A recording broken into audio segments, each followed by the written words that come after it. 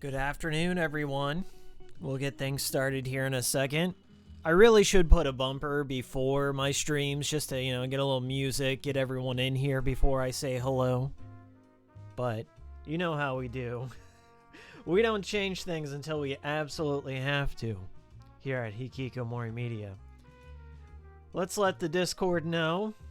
If you want to join the Discord, please say so in the chat. We'll work something out. I just got my Discord server boosted. I helped boost my own server, but some of my other friends did as well. And now we have animated GIFs. That's always fun. I'm just always waiting. Like when I'm in my Discord, I'm just wondering, like, what's going to be the day?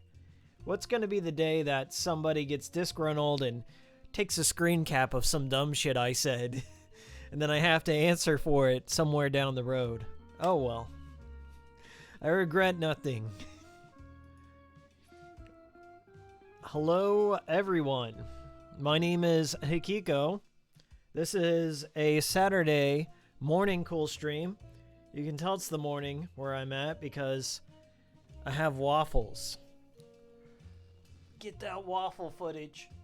There it is. It's a chocolate chip waffle.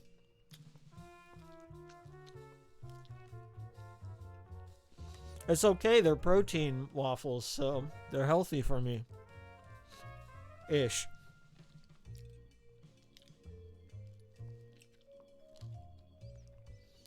I'm just eating waffles till people get in here, okay? That's the deal.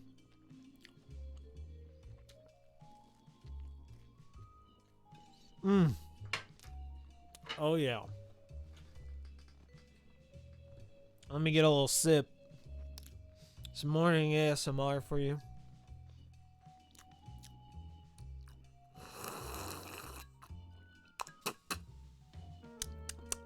That's pretty good. If you're in here, say hello. Good morning, if you will. It's not afternoon where I'm at. 4 people in here.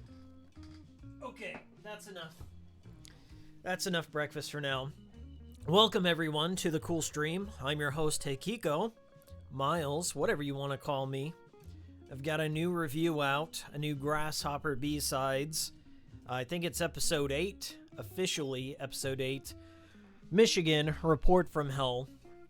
Please go check it out. It's our 3rd Halloween special here on the channel. And I thought about that. Like, I thought about all the horror-themed episodes we've done, and we've done quite a few. I think there's some other qualifiers. Definitely Silent Hill Shattered Memories review, and the Simple Series Control V, episode 5. But 3 official Halloween specials. That's not too shabby. A little tradition going. Hey, what's up, Boris?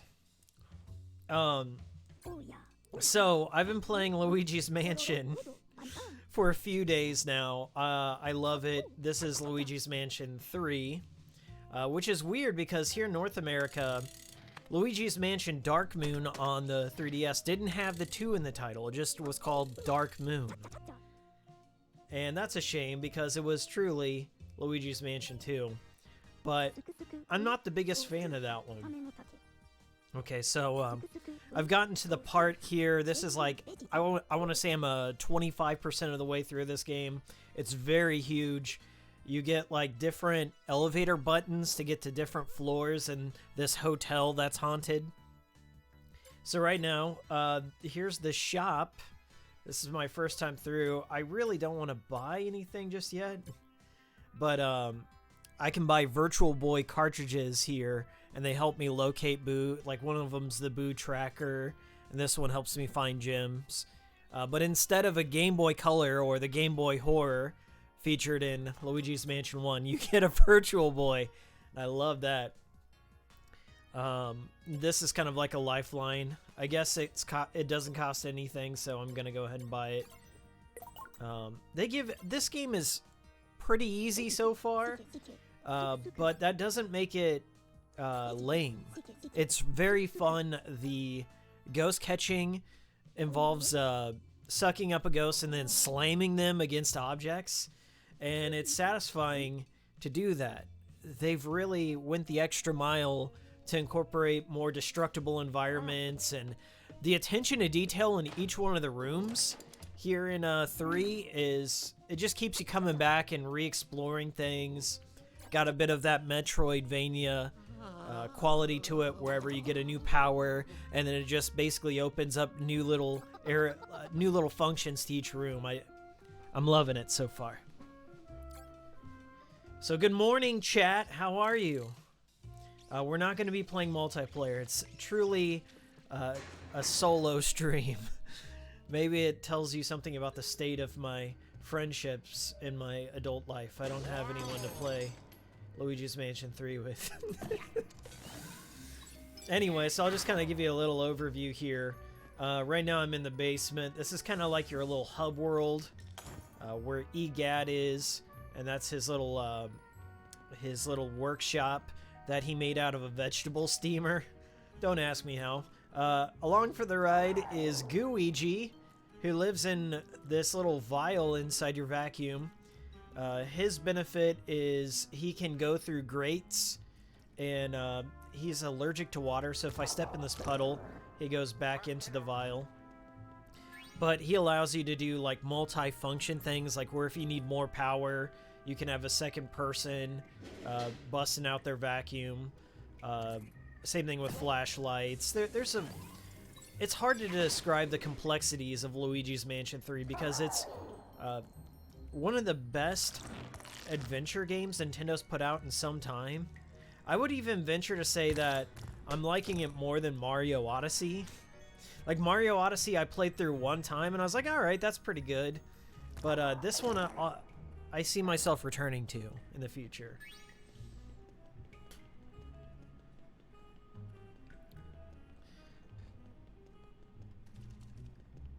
Any tales of suggestions? Also, Luigi's Mansion freaked me out as a kid. I don't know what you're talking about. Tales of suggestions? Did you mean like Tales from GameStopo?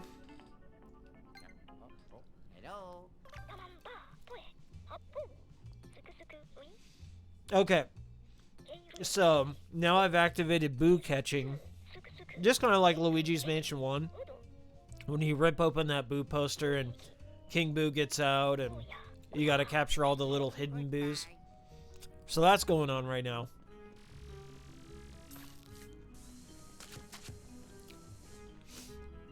I'm feeling some vibration here in the Joy-Cons. In the old Joy-Con area.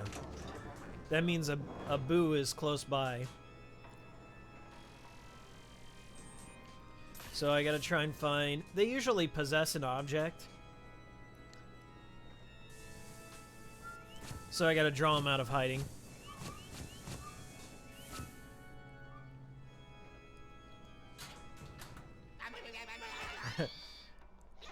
Ho, I'm Boosement. Looks like you found me, or did you?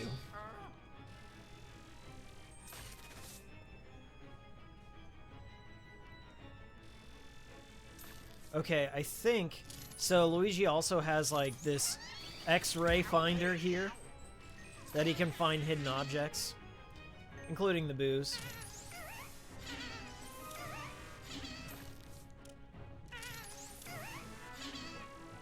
I think I gotta do a quick flash. You can see him in the mist, too.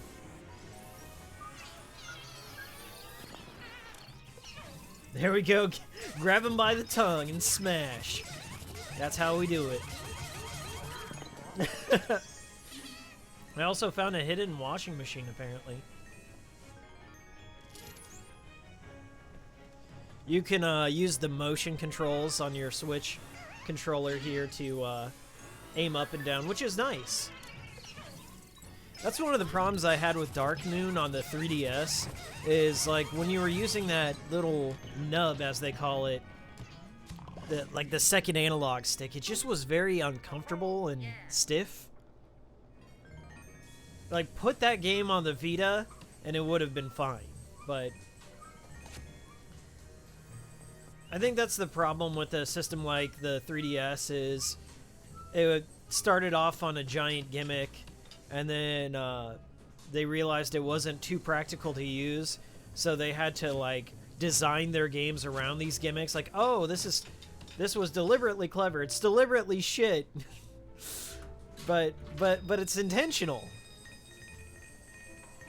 Like I remember Kid Icarus on the 3DS. Well, like a game that I would rival against Star Fox 64 in terms of the amount of fun you can have, but just the control layouts. They provided you a lot of control layouts, but if you didn't buy that Circle Pad Pro, that second analog stick, it's just really not all that fun to play with the pin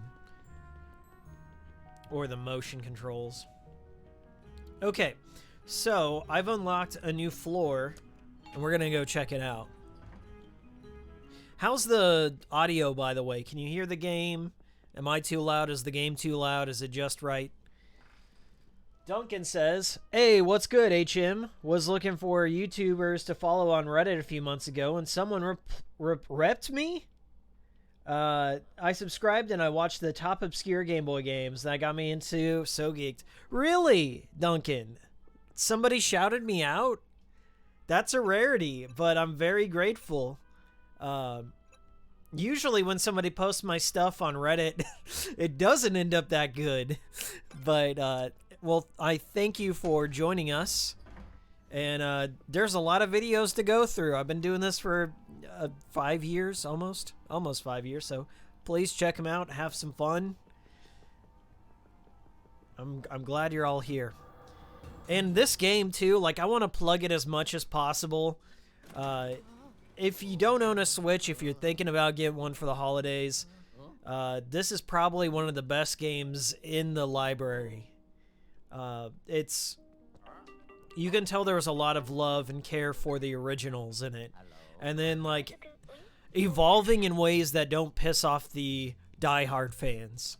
I think the only thing is this game will piss off speedrunners.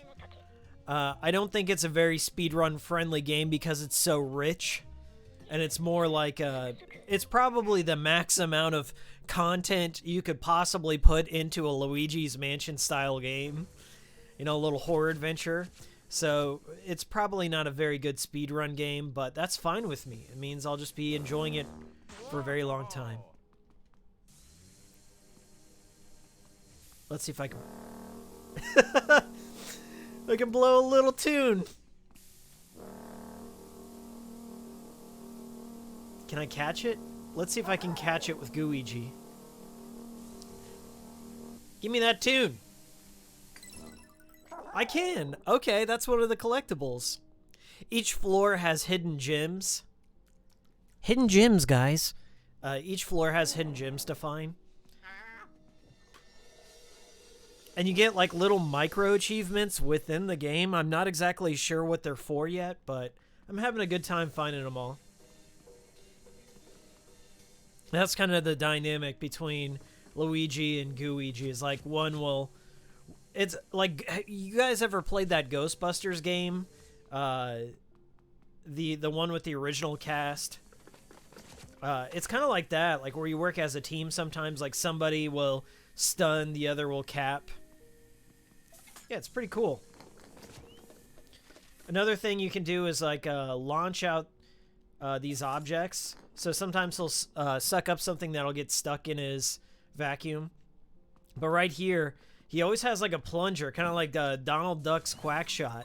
You can stick it to things and then just allow you to slam and bust things. So it helps, like, getting into hidden doorways and things that are stuck. So that ghost over there has one of the notes that I need to get. And you can leave Gooigi if you're playing single player. He'll just warp to you. Boris says, I can hear you fine, Hikiko. Boris says, should I buy .hack GU? I've only played the original .hack series, Infection, Mutation, Outbreak, Quarantine, and I loved those, but I never played the GU series. They were always too expensive. Duncan says, audio sounding great. Really loved the Big Dudes video and Guitar Man stream. I'm drowning in Switch exclusives I need to pick up, but Luigi's Mansion 3 looks like absolute polish. Yeah, it is. It is very good. And I gotta say, the Switch, out of this generation, I'm enjoying it a lot. Like, there's been some okay PS4 exclusives, but I say on the whole, the Switch hasn't had a lot of shitty exclusives, like disappointments. If anything, the Switch has impressed me. And I feel excited for kids nowadays because, you know, while I did grow up in what some would consider the golden generation of games, like at least I do, the PS2, Xbox, GameCube, and Dreamcast by extension, I consider that my golden generation, but kids these days, they got it all. Like, not only do they have badass games coming out on the daily, but they also have the back catalog of all the other games from before, and they've got PCs that can run all the shit I would have considered cutting edge back in the day. So, and like, you'd be surprised. You'd think that kids, all they play is Fortnite, but no, thanks to YouTube and stuff like that, these kids know a lot more. Like, they're more knowledgeable about games than I would have been in the early 2000s, you know? That's another thing Luigi has. He has a kind of a vacuum jump, like wherever he activates all the exhaust in his vacuum. A little bit like Super Mario Sunshine, just a little bit like the Flood.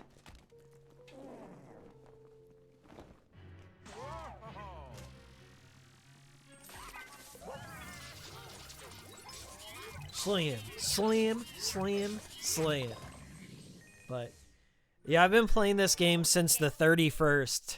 And it's just like something like that. It's easy to pick up and play, whereas like you can just run a floor, because the game is broken up into hotel floors. So you can just run a floor a day, a floor a night.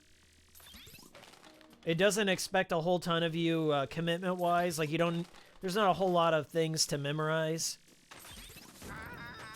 It gives you almost everything you need in the beginning, so you just learn all the controls at the very beginning, and then it doesn't introduce too many new mechanics, so you don't get, you know, too bogged down with, oh, I gotta remember how to do this or that, or forgetting what tools you have in your arsenal.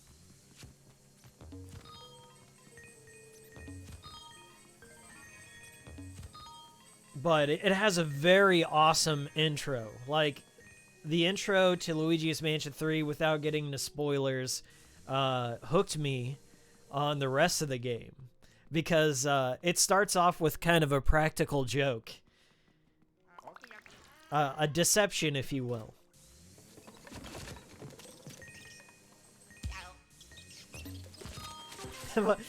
Also, this game, I think if you've been following the channel for a little bit, if you've ever watched my Cult NES games video, the first game that I open up that video with is Addams Family on the NES, right?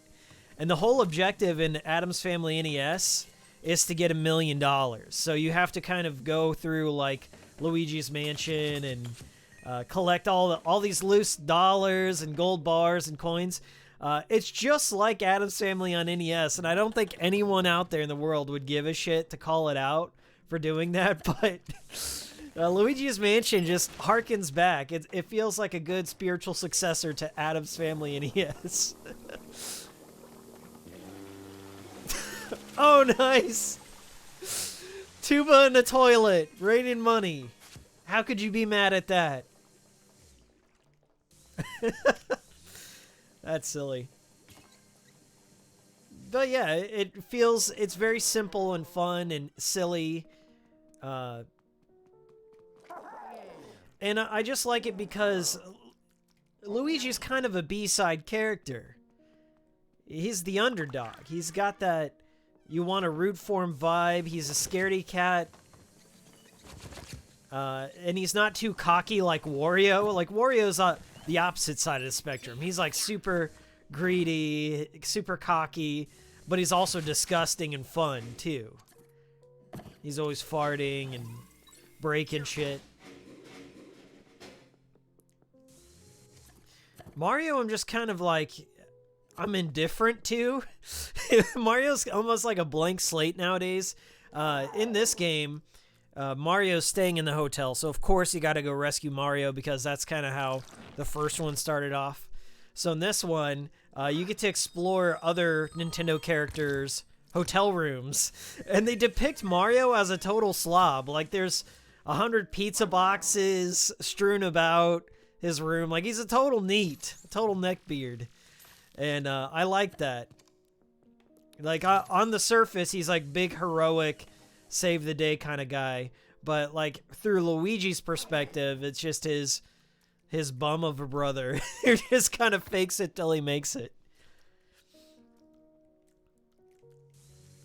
And I think that's like a good quality to have, like, when you're building any kind of hero, is you don't want them too overpowered. You don't want them like Superman, where just they're too cocky, they're too, I don't know, they're too clean. They don't have that human element. And I think Luigi's kind of like that more relatable character, and that's why he's got his fan base. Secret laboratory here. Alright, let me read some chat and take a bite of this waffle. This is the Virtual Boy interface, though. I love it. Alright, Chasing Perspectives in here. What's up, bud? He added me. Interesting point, Hikiko. Boris says, what about the Ni no Kuni games? Are those any good? They're good, but I think they're a little too long for their own good. They have like a Pokemon quality about them, and for some reason the encounter rate or the catch rate, like where you have to like play this music to get all the different little monsters, is ridiculously low. And it took me a long time, and I'm still not through the first one, and I put like 60 hours into it. I've never played Dark Moon, but people seem to be anxious about Luigi's Mansion 3 being from the same devs, not having the same suffocating atmosphere as the original. I don't know why. When you deal with a series that's so beloved, it doesn't matter what it is, but I think Nintendo, to a higher degree, there are fans out there that just have a hard time letting go or letting somebody else take the wheel. And I think it's because they've been burned a lot in the past too, like with Star Fox especially, so many developers handling that, so many teams changing. Metroid too. Metroid's been a series like where it's divisive whenever another company takes over. Some people love the Prime series, some people hate it. Then there was Federation Force. But I think with Luigi's Mansion 3, they've grown. And they've grown in ways to wherever it has the spirit of the first, but it's not so survival horror, like wherever it doesn't afford you much exploration throughout the mansion. Like, you're stuck pretty much on rails to go like one set pathway each time. And some people like that. Some people like a simpler style of game where they are on rails and they can run it over and over again and have kind of share in their strategies and share in a similar experience. But here with Luigi's Mansion 3, there's just so much to see and do, and different ways to approach a room or approach a fight. And I like that. And it seems like it's going to be one of those games that completely gets more complex the further I get into it. Like, it started off a bit simple, and I think that's important in a game that's somewhat aimed at children, because you gotta have a little bit of training wheels to get somebody into your franchise.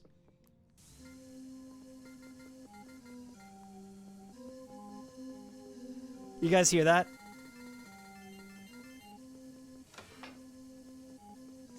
The original Luigi's Mansion theme. That's awesome. There's some good callbacks to the original. Like if Luigi's on the elevator for a bit, he'll start to hum the original theme song. I think that's pretty cool. And, you know, I would call myself a Nintendo fan. Like, I enjoy their franchises, but I guess I'm not a fanatic. Like, I don't think I have the right idea of how a franchise should go. It can only be one way.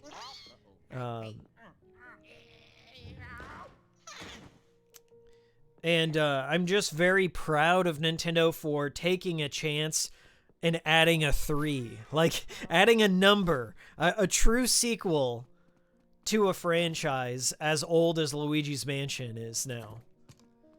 I mean, what is it? Is it like 20 years old now? It came out when I was in middle school, so it has to be about 20 years old now. So for them to make a 3 on that, to put a 3 on it and say, okay, let them do it, mad respect on that. And for the most part, I mean, it is connected to the original. I'm not going to tell you exactly how, in case you want to play it, but there is a big callback to the original, and they do reference the original in many ways. And Dark Moon, too. Like, they didn't just forget about Dark Moon. So, it's got something for everyone if you like the different entries.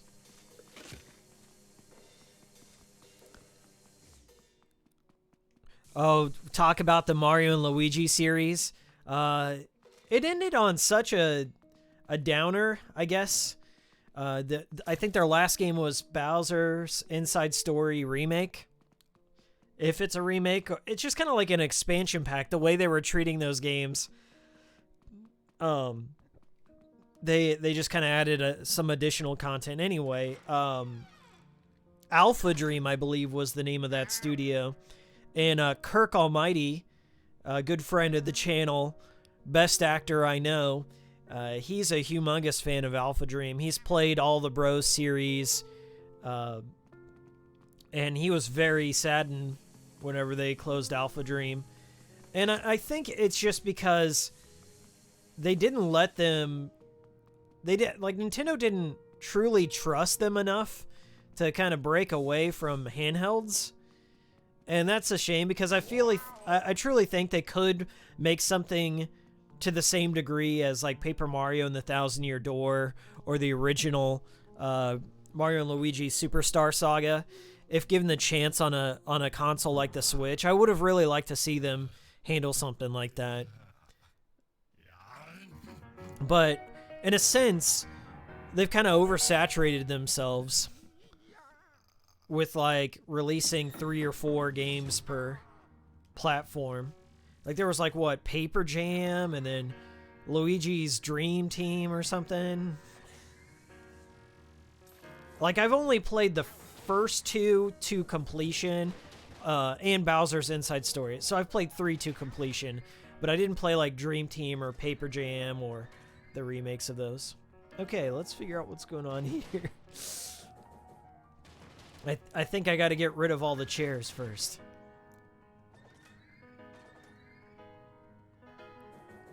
There are so many bosses in this game so far. I think I've already gotten past the amount of bosses of the original Luigi's Mansion, and I'm really not that far into the game. It's just they've designed so many different unique guys, and like there's a major boss per floor, but there's also sub-bosses too.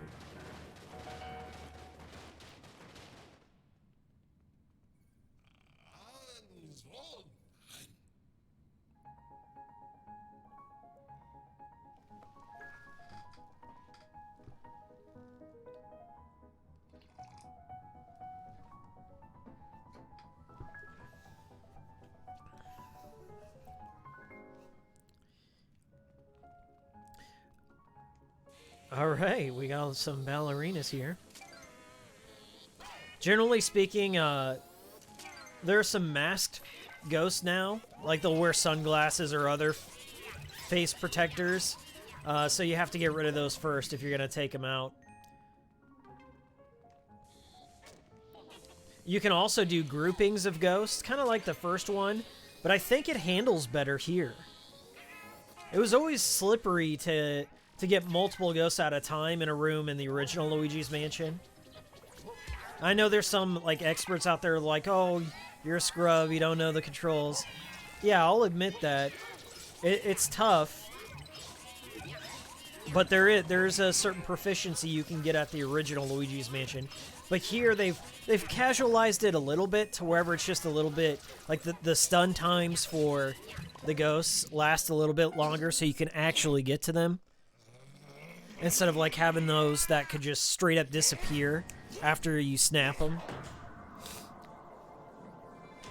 Oh, and by the way, my gameplay is on this side of the room, so like kind of the opposite of the perspective of what I'm looking. I kind of redid my office. I'll have to show you guys what I did with it. I had an old TV lying around, and I decided to make use of it. I'll have to show you.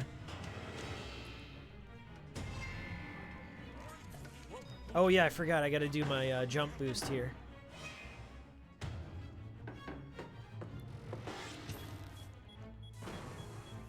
I take it I gotta fire one off at him. Boom.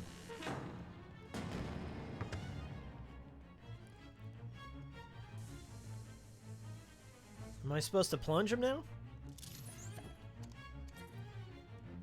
Oh yeah. Nice. We're gonna slam it. All that money.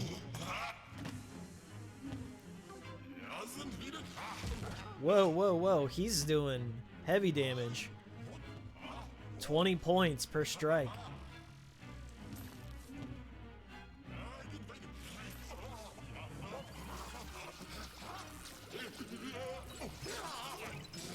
I just like the resistance too, and I think you do more damage when you slam the ghost into an object too. There are some rooms that they set up to wherever they just litter them with objects so you can just smash the whole room. I really like it. I guess I could bust out Luigi too, but I tend to just go things solo Luigi when I can. Whoa!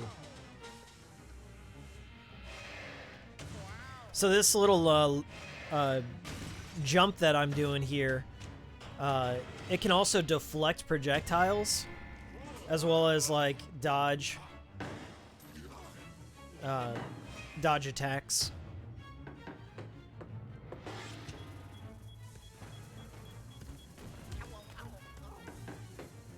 I was too late on that one. Booyah. Then I gotta launch a plunger at him. Come on. There we go.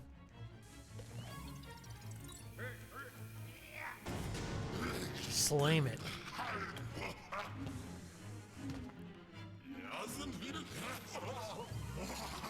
So like the original, you always aim in the opposite of the direction of the ghost to build up the most resistance, and then you just mash on that A button and slam him as many times as you can.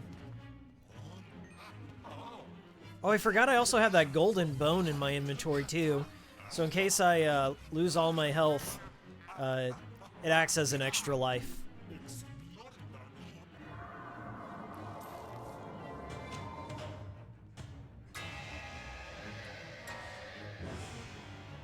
So we're gonna try that again. Boom.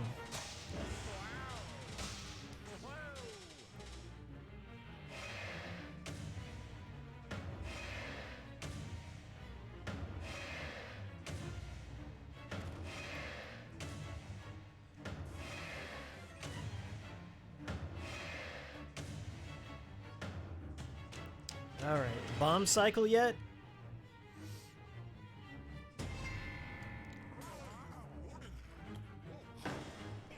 Okay, here we go. Oh, he wants to do another piano key. Okay.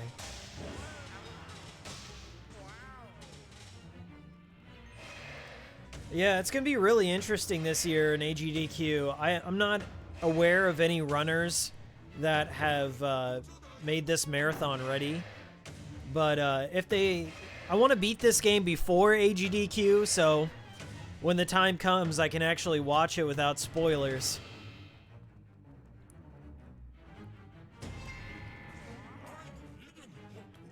I don't watch the whole marathon. I just kind of watch particular blocks. Like the Castlevania block, doesn't matter. I watch it every year. That's my personal favorite block. But I can't get into stuff like some of the Zelda runs. Oh, shit. Some of the Zelda runs, like the year they did Twilight Princess and it was a 6-hour run. I'm like, come on. Don't put that in your marathon. I did watch it that year. They did the first year when they did Breath of the Wild, and they were doing stuff like shield surfing and launching through the air. That was really impressive.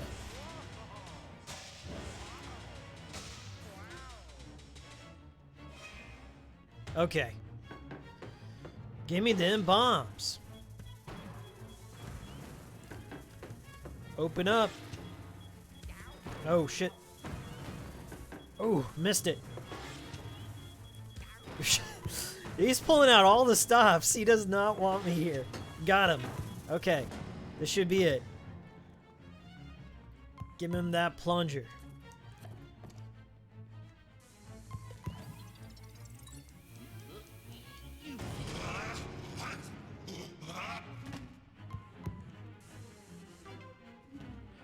Yeah, the piano is no more.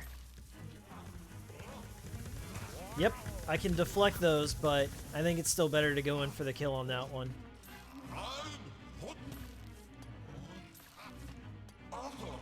Maybe I might need to bust out Luigi here.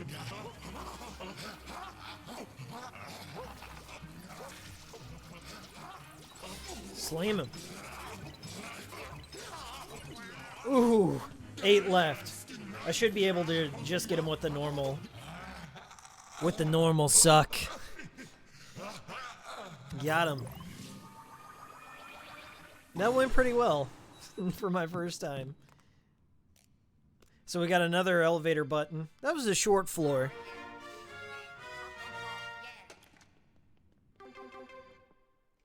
Some of them are a tad more complex. Like there was a shopping mall I had to go through that was about 6 rooms deep.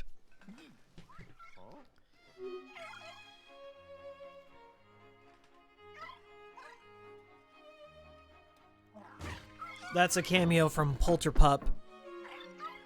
You can get him as an assistant in this game.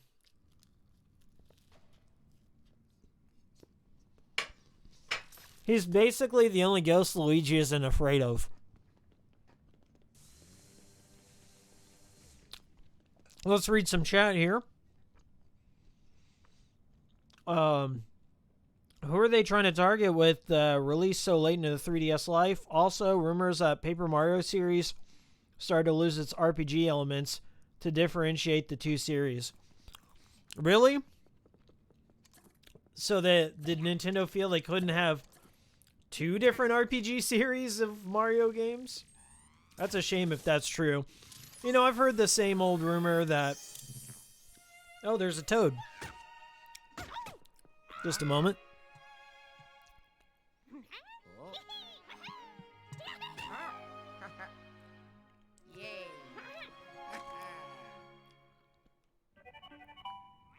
They're not the save points in this game anymore, yeah. The game auto-saves. Oh, I guess I gotta escort Toad to the elevator and take him down to EGAD. I heard a rumor, and, you know, everyone said this a billion times about what happened with Paper Mario Sticker Star. You know, Miyamoto coming in, flopping his dick on the table, saying, hey, you need this, a more simple approach to this game because I said so. And to the game's own detriment, because I did buy Sticker Star on the first day. And I was extremely disappointed. I couldn't even bring myself to finish it because it was too easy. The entire game felt like rock, paper, scissors. I guess people could argue the same thing against Pokemon, but Pokemon, there's far more complexity. Sticker Star, you could get to a boss fight and just have like one OP sticker that just decimates the boss. And it just felt like I had no influence so much over how the game was going. So, wasn't a fan of that one. But Kirk says he liked Color Splash on the Wii U. And I watched him play some of it, and it looked pretty, but still not a fan of the combat. Bye-bye. Bye-bye.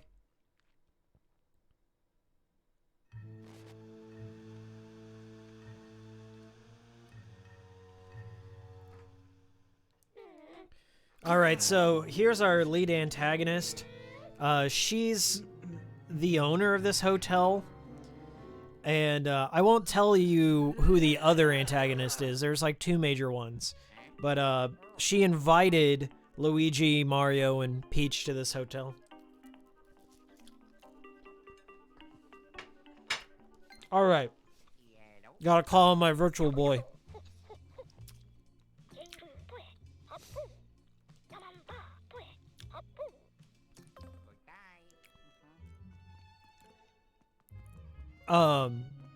Duncan says, I'm getting more and more stunned every minute I watch this. The graphics, art direction, animation, the design seem incredible. Yeah. You hit it right on the head, man. Each room, it just feels like I'm peeling back the layers of what's going to be considered a timeless classic, you know? When I started this game, the first person I messaged was Kirk, and I'm like, I'm already ready to declare this the best in the series. And, you know, I did grow up playing the original Luigi's Mansion. In fact, I had the flu around the time the game came out. The first time I ever saw Luigi's Mansion was in a Walmart. They had, like, one of those... You ever see those photos online of, like, the old kiosk and stuff at Walmart? Well, those were real. There was a television that was like 6 feet off the ground, and then down below was the GameCube controller, and you had to look all the way up and break your neck to play. And that's how I played Luigi's Mansion the first time, and it broke my brain because the GameCube was so like brand new and ahead of its time in many places, like with the pressure sensitive switches on there, and trying to understand the vacuum cleaner, and the graphics looked just phenomenal. And I feel this way about Luigi's Mansion, is like, while it's not 4K graphics, just the way they present the game, and how they've built upon the foundation of the original Luigi's Mansion. Not only am I getting like that nostalgic feeling again, but I just feel that it's a bold move for Nintendo, who rarely will take a chance at bringing back a sequel to an old franchise. Now, what they'll do is they'll do a spin-off of a general franchise like Mario. You know, they used to do like Super Mario 1, 2, 3, but then it's just like, oh, now it's World, now it's 64, now it's Sunshine, and they just stopped numbering things. And just the power of numbering games was huge back in the day. And I'm glad that they're kind of doing it again. And I think a lot of that is owed to YouTubers and the current generation of media being able to kind of do retrospectives and inform the younger generation about the older games. And I think the only way to really bridge the gap completely, though, and get everyone on board, is to have a true virtual console. Like, they need to have a virtual console to rival that of the Wii and the Wii U, you know? They need to start putting their classics out again for a new generation to enjoy.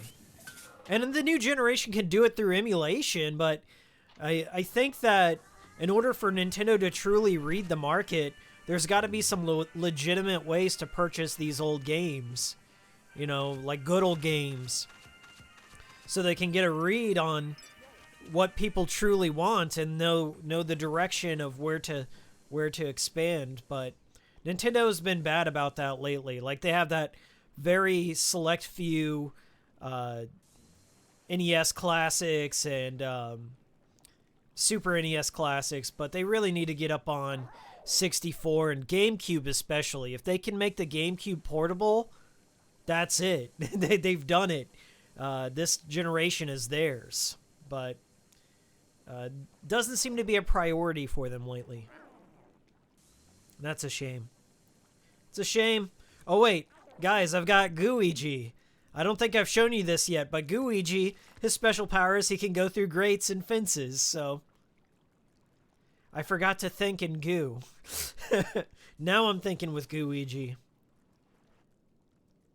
Now I gotta figure out how to get to that rope over there. Here we are.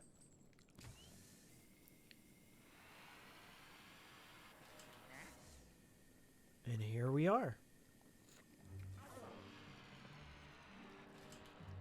I love this character switching too. It's seamless. Let's see here. You probably already answered this, but how do you feel about Suda51 and Swery coming together to make a new game? 3 effects? That's a great question. And it's always good to, like, even if I've answered something, I operate under the presumption that not everyone watches my streams or follows my Discord or Twitter, so yeah, I'll tell you how I feel about that.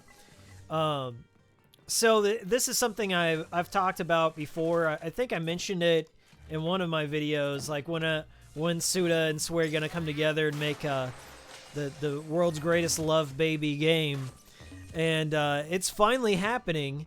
And I watched, they put out like this 3-hour conference where they were gonna announce and talk about things. The game is called Hotel Barcelona. In terms of ideas, they don't have one solid direction for their project. And things are getting really weird in terms of the funding. Like, they said that like Devolver Digital had promised them a $1 million budget, and then Devolver Digital came out and they tweeted, they're like, maybe you might want to ask us first.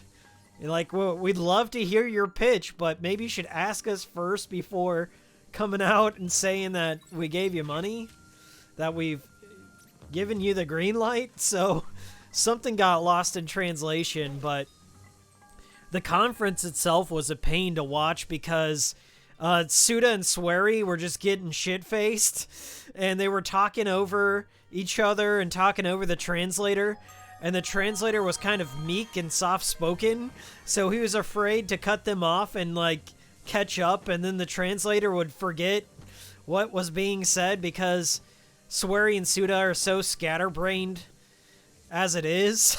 And they were just like going from topic to topic. Like one moment they're talking about the game, the next they're talking about Twin Peaks Season 3 and then their favorite David Lynch films, and then they'd go back to the game.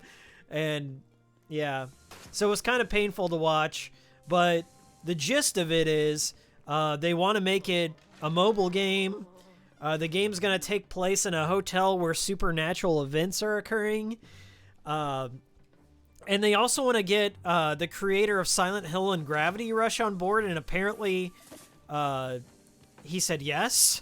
So there's three of my icons working on one game, but I don't know. This isn't exactly what I had in mind. I was hoping that they'd have something with a bit more gusto, a bit bigger funding behind it, like a real publisher, because they've got a lot of clout behind this project. So I hope they get some publisher, producer, or hell, even if they turn to Kickstarter like they did with Good Life, I'd throw some fucking money at this project. But I don't know what their vision is. And even though I've played most of Swery and Suda's games, sometimes I still don't know what their vision is for a project. So I'll wait and see. That's the best thing I can do at the moment. There's not a lot to say. It's crazy so far, but it seems like they're best bros now. Right now they're in Canada at some conference, and they're getting drunk again. Surprise, surprise. Like, Swery was posting on his Facebook, like, Suda's tipping this new pale ale called Grasshopper. I don't know. It seems like they're just having more fun being drinking buddies at this moment. But who knows? Maybe it'll be responsible for coming up with some bizarre idea. I think that's how they get their best ideas, is when they're drunk. So go for it, guys. I'll be there. I'll be there when you're done.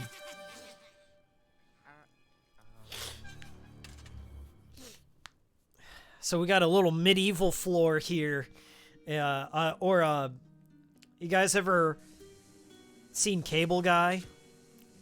Where they go to that medieval times kind of place? This little medieval times Renaissance fair kind of level.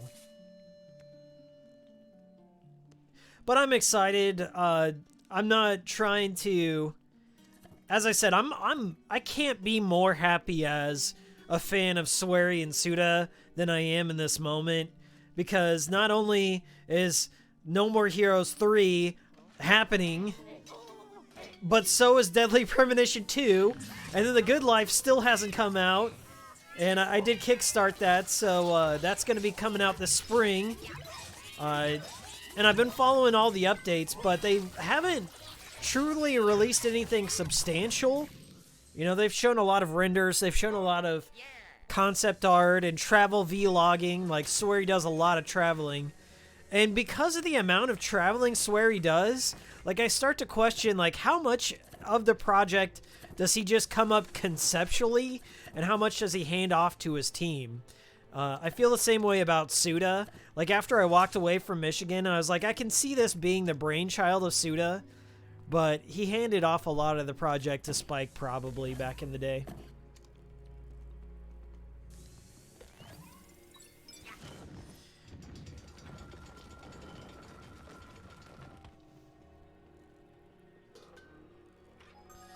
Yeah, like, I'll get more excited for Hotel Barcelona when Deadly Premonition 2 and No More Heroes 3 are out. And I hope they find, like, immense success in that. I'm a little more skeptical of Suda at this point in time, because there's still not a No More Heroes 1 and 2 HD collection out there. Like, the only HD version of No More Heroes you can get outside of Dolphin is No More Heroes, Heroes Paradise, and that's not optimized at all. It's terrible. I still beat it for the first time. I finally kind of sat down and beat it.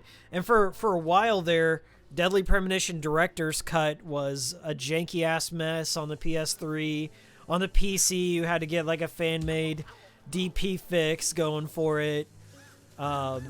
And I heard the Switch version had a little bit of problems, but not that many.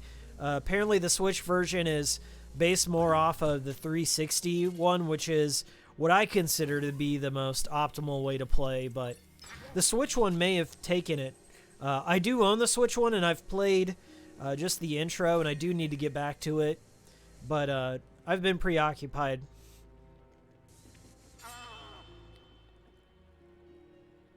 Can I just go Luigi on this? Oh, hell yeah. Spikes don't stop the gooster.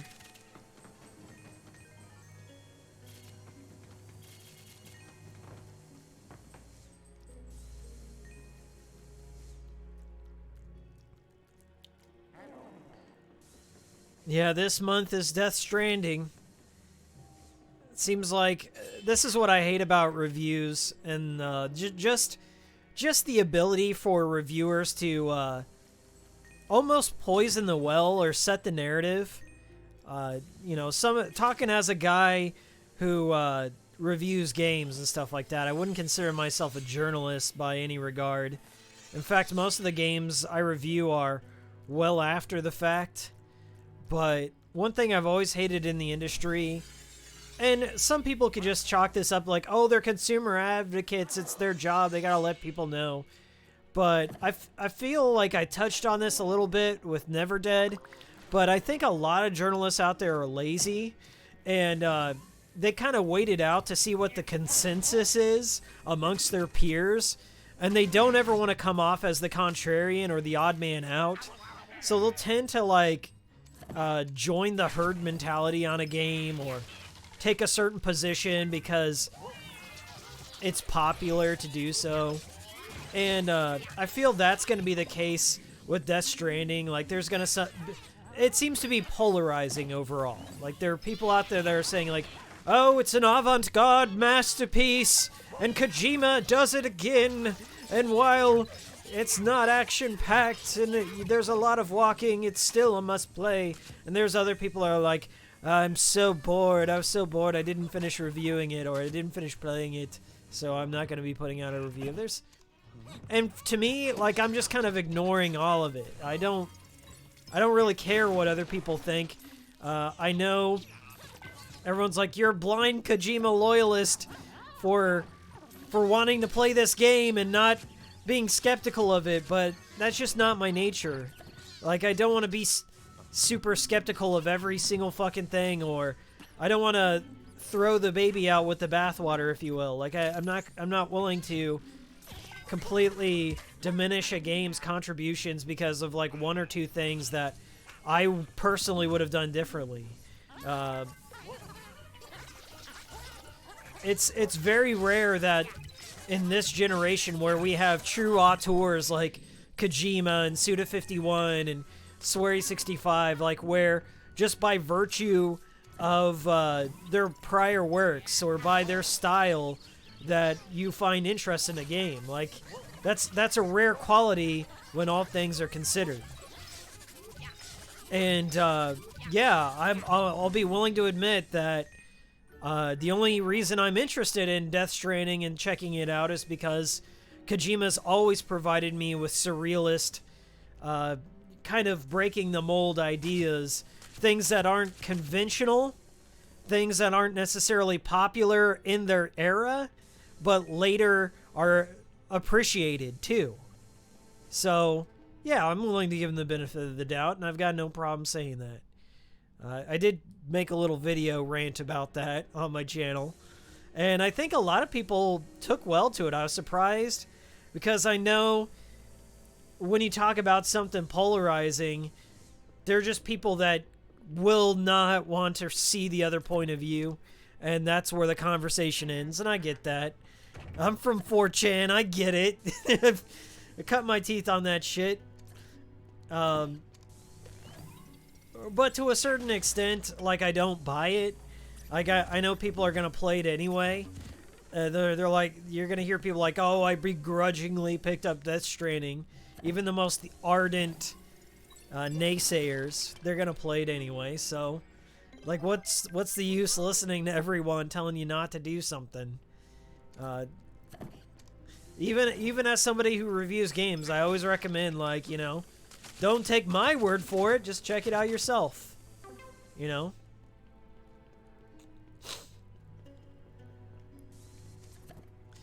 And I think a lot of it has to do with people. There's been a trend. There's been, you know, consumer advocacy guys out there. I call them consumer advocacy men. They just go out there and they like to, like, I don't know, try and drum up the latest controversy over something minuscule. Like, you know, back in the day it was horse armor and Oblivion. And that's funny to a certain degree. The memes are funny. But not everything is loot crates. Not everything is the biggest scam. Like, if you buy into this, it's a slippery slope. Every game's gonna be like such and such. I mean, Kojima's being held to a different degree. I guess he has more to prove because of his giant departure from Konami, and there was that narrative of people saying, like, he was a victim at Konami and he was kept in a cage and his desk was moved to the bottom floor where there was no air conditioning, and the executives would just tell him to face the wall and not look out the windows for 8 hours a day. Like, yes, there was a certain victim narrative that was perpetrated by the media and everyone out there, but I don't feel sorry for Kojima. Like, he kind of made out like a bandit. He got to make his little avant-garde game on Sony's dime, So, he kind of had the best possible outcome, if you will. But in the same hand, I'm not going to fault him for making an avant-garde artistic game, a game that he wanted to make. More so than, I guess, a conventional by-the-numbers third-person shooter or something like that. And I just don't get why Kojima over, like, The Last of Us or the other trillion cinematic shooters don't get called out to the same degree. I just think it's just kind of popular to do so. So I'm just kind of like, whatever. Fuck it. I'm playing it. I'm gonna be sitting on my couch. I'm taking a week off of work. Thanksgiving week, I'm gonna take off of work. And I'm just gonna sit down and fucking play it. Give you my thoughts on it. And that's gonna be it, you know? You don't have to agree. I don't really care. But I'll let you know what I think. Luigi can't go through spider webs, apparently. Maybe we need two guys on the case here. Anthony Birch says, Death Stranding looks like a really comfy walking sim. That's fine. I don't mind those every once in a while. I know that was kind of like a... You know, there was a trendy walking simulator thing. You had your What Remains of Edith Finch and the Stanley Parable and Gone Home and all that. And it kind of got a bad reputation. And it was oversaturated. Like, Telltale just truly went insane with walking simulators. So I get it. Oh, you know what? I figured out the puzzle. I gotta get the torch. And then I gotta have Luigi over here activate the dragon.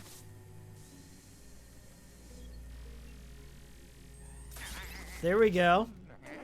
And then Luigi has a torch now to burn down the web. That's really clever. For this tiny little one-off room here. That's what I'm talking about. Luigi's Mansion 3.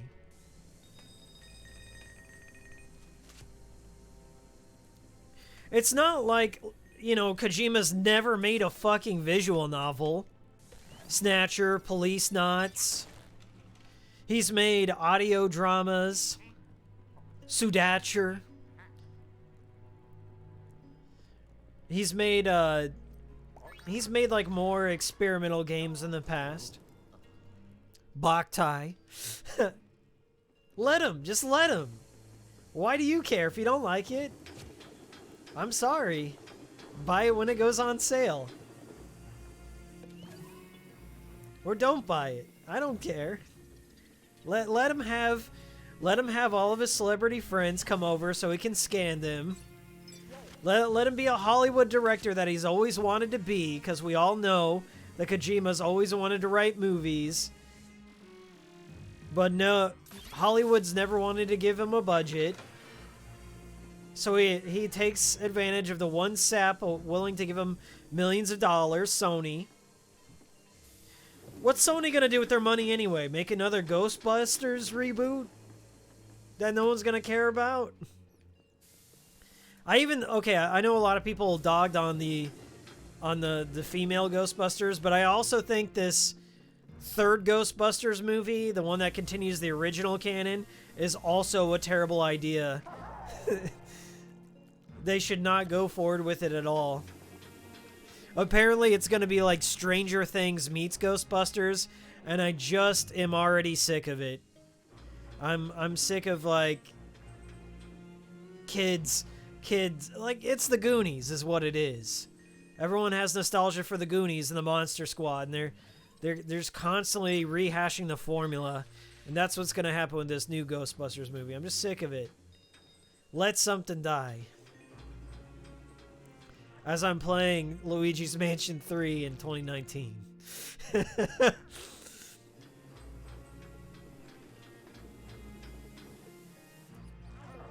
Frankie says, the gameplay of Death Stranding looks pretty bad to me, but at least it still generates more interest from me than most of the Sony exclusive games. That's fine. Like, You're welcome to criticize it. I don't care. Don't bother me none. I guess, like, guys, you gotta consider when you're talking to me about video games, you're talking to old Hikiko here, Mr. Simple Series, Mr. Grasshopper, Mr. Never Dead. I'm very forgiving of things. Okay? I don't go in expecting every video game to be perfect in every regard. Same way I don't expect every movie to be a 10 out of 10. Okay, that doesn't bother me. Games can be middle of the road. All they have to do is be entertaining for me. In a good way, in a bad way, just entertaining. If I find some enjoyment in it, somewhere in there, then that's fine. $60? Chad Warden wipes his ass with $60. No, like, I think that's another thing too. It's like $60 is a fucking bargain for the amount of money it takes to produce a video game, okay? If they could go higher, they would. They totally would. I'm happy with them just keeping it at $60. They want to go lower? That's a bonus. Now, there's some games like the new Monkey Ball coming out at $30. I'm blown away. But $60, that's fair. That's fair. I don't do ratios. I don't do like hours of entertainment, content to dollar ratio. I don't do that. Sorry. Oh, he can't go down there. So Guigi can't take the bottom road because there's water. Let's see if he can go through here. Okay, so Guigi's unaffected by the arrows. Maybe Guigi can block? No, he can't even block him.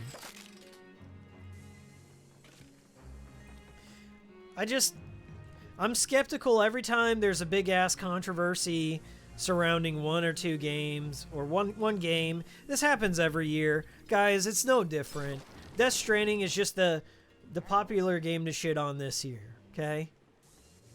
All because Kojima is a bit of a prima donna, because he's kind of like a big celebrity. There's a lot of eyes and attention on him. And sorry, it's not going to stop my excitement. And if the game turns out bad, I'll tell you it's bad. I'm not going to lie about it. But I just think people come at it with their agendas first. They're afraid of being wrong. Like, I'm not afraid of being wrong. I'm wrong all the fucking time. I've been wrong. And so people just want to come out on the right side of an argument, more so than seeing things for themselves. So, whatever. It's gonna just keep happening. It never changes.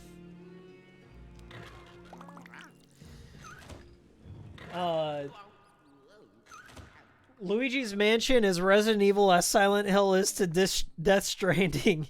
Sony did make that Ratchet and Clank movie. Oh, I forgot about that. Yeah, that's totally memory hold. Yeah, they were going to make that Sly Cooper movie. I think Sly Cooper had more potential for a good movie than Ratchet and Clank did. Sly Cooper actually feels like an animated cartoon feature while you're playing it. Ratchet and Clank always felt like, I don't know. It felt more like a tech demo for the weapons. Like, all the Ratchet and Clank games were just an excuse to make really cool weapons and tell dick jokes.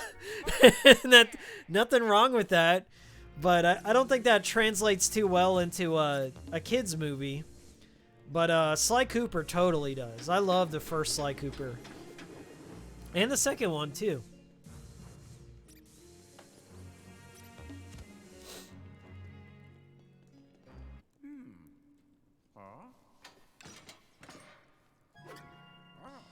What's my favorite PS2 game and why? That's a great question, 3FX. The PS2 in general is my favorite console of all time. It's the one console that I remember saving up all my money for. all of it, doing odd jobs, trying to even win a contest. I should tell this story sometime. I'll give you the general rundown. There was a newspaper contest for a PS2 where you would write in and try and win a PS2. And, like, my family was super broke. Like, really, really fucking broke at this time in my life. And, I just remember, like, doing anything I could to, like if I would read a gaming magazine and there was a contest for a PS2, I'd write into them. But there was this one newspaper in particular that was local, where this company was just like, write in, tell us about why you would want a PS2 and all this and that. And I remember, like, agonizing over like, writing this essay, and I wish I had it. I sent my only copy. I didn't make an actual copy of this essay. I just sent the sole copy to this corporation. I just told them about my life. I was like, well, I live with my mom, got a single mom, dad's not in my life, got my little brother and stuff like that. We don't have a car. We, like, you know, I don't really have many friends. Oh, this is getting depressing. I don't have many friends. I'm not doing so good in middle school, and video games are really the only thing that makes me happy. And the PS2, I don't think I'll ever be able to afford one. And I told him basically my entire life story at that point. And, like, every week, the people who were running this contest, they were at a local store in my town, and you had to go to the store itself to see, you know, what the update was on the contest. And so, like, every week my mom would go to this store. Anytime we go grocery shopping, we'd go and check, and she'd have me go up there and ask the people, like, hey, when's the deadline and stuff like that. It's like, oh, we haven't judged it yet. Oh, we haven't judged it. And this contest itself was so fucking obscure.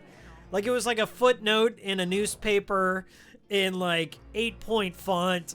So really, I doubt there were that many people that entered it, let alone put as much work into an essay.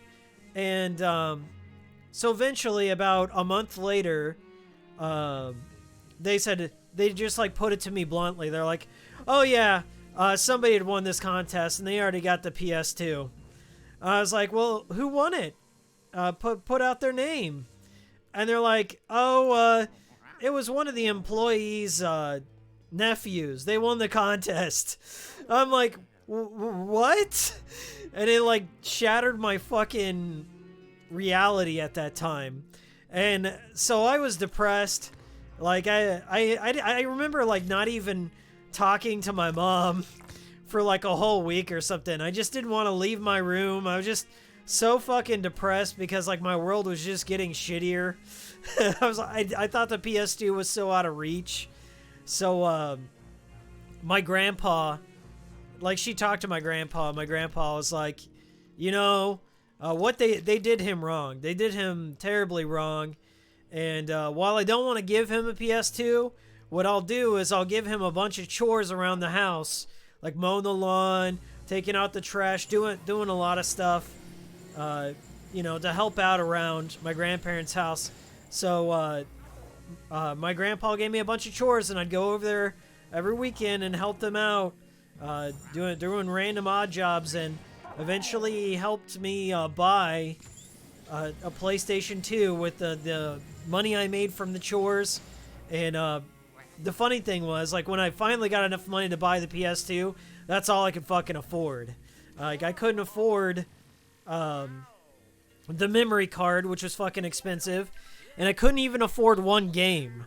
Like, my plan for it was to just rent a game from, like, a local rental place, and then you know, playing that way.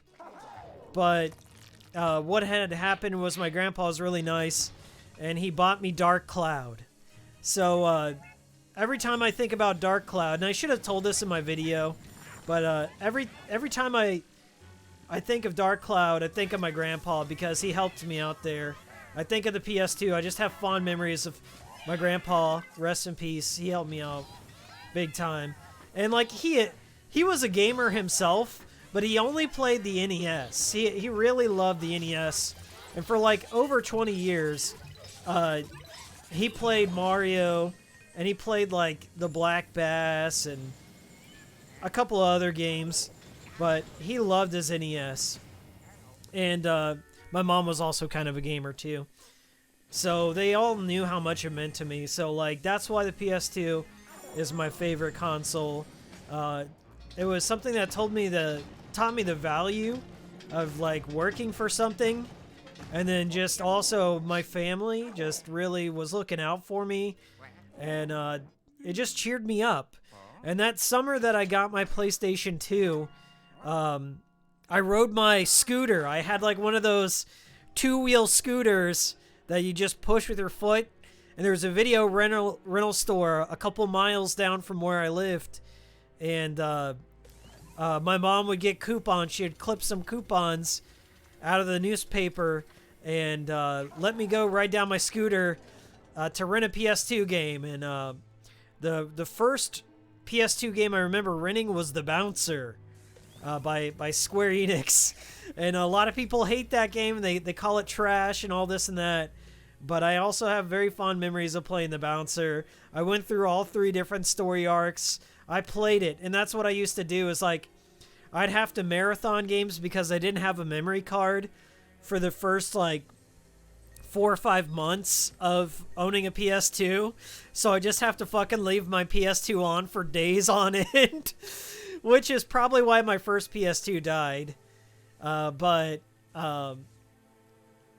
Like I marathoned the first town of Dark Cloud that way, which is it sucks for an RPG because if you die, you get you get sent back to the beginning if you don't have a memory card. So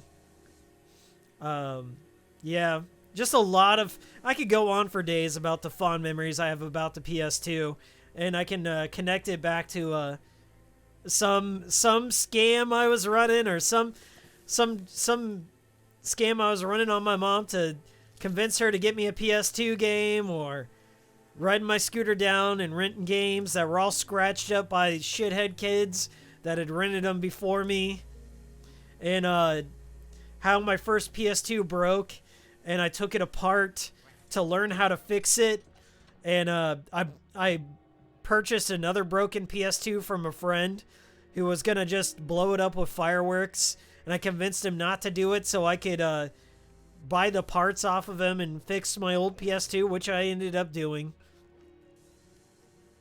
PS2 is always gonna be my favorite system, hands down. A lot of people trash on it because it doesn't hold up, but it holds up for me. Just timeless fucking classics. Katamari Damacy. Silent Hill 2, 3, 4. I could go on forever. Like, the PS2 is such a vast and interesting library. And still to this day, on my channel, the vast majority of my reviews are like PlayStation 2 games, because I just keep on discovering more of them. Anyway, sorry to get a little sentimental on you there, but that's my PS2 story. Let's see if I can get Luigi over there.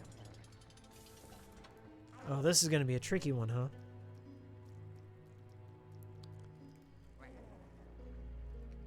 Okay, let's read some chat.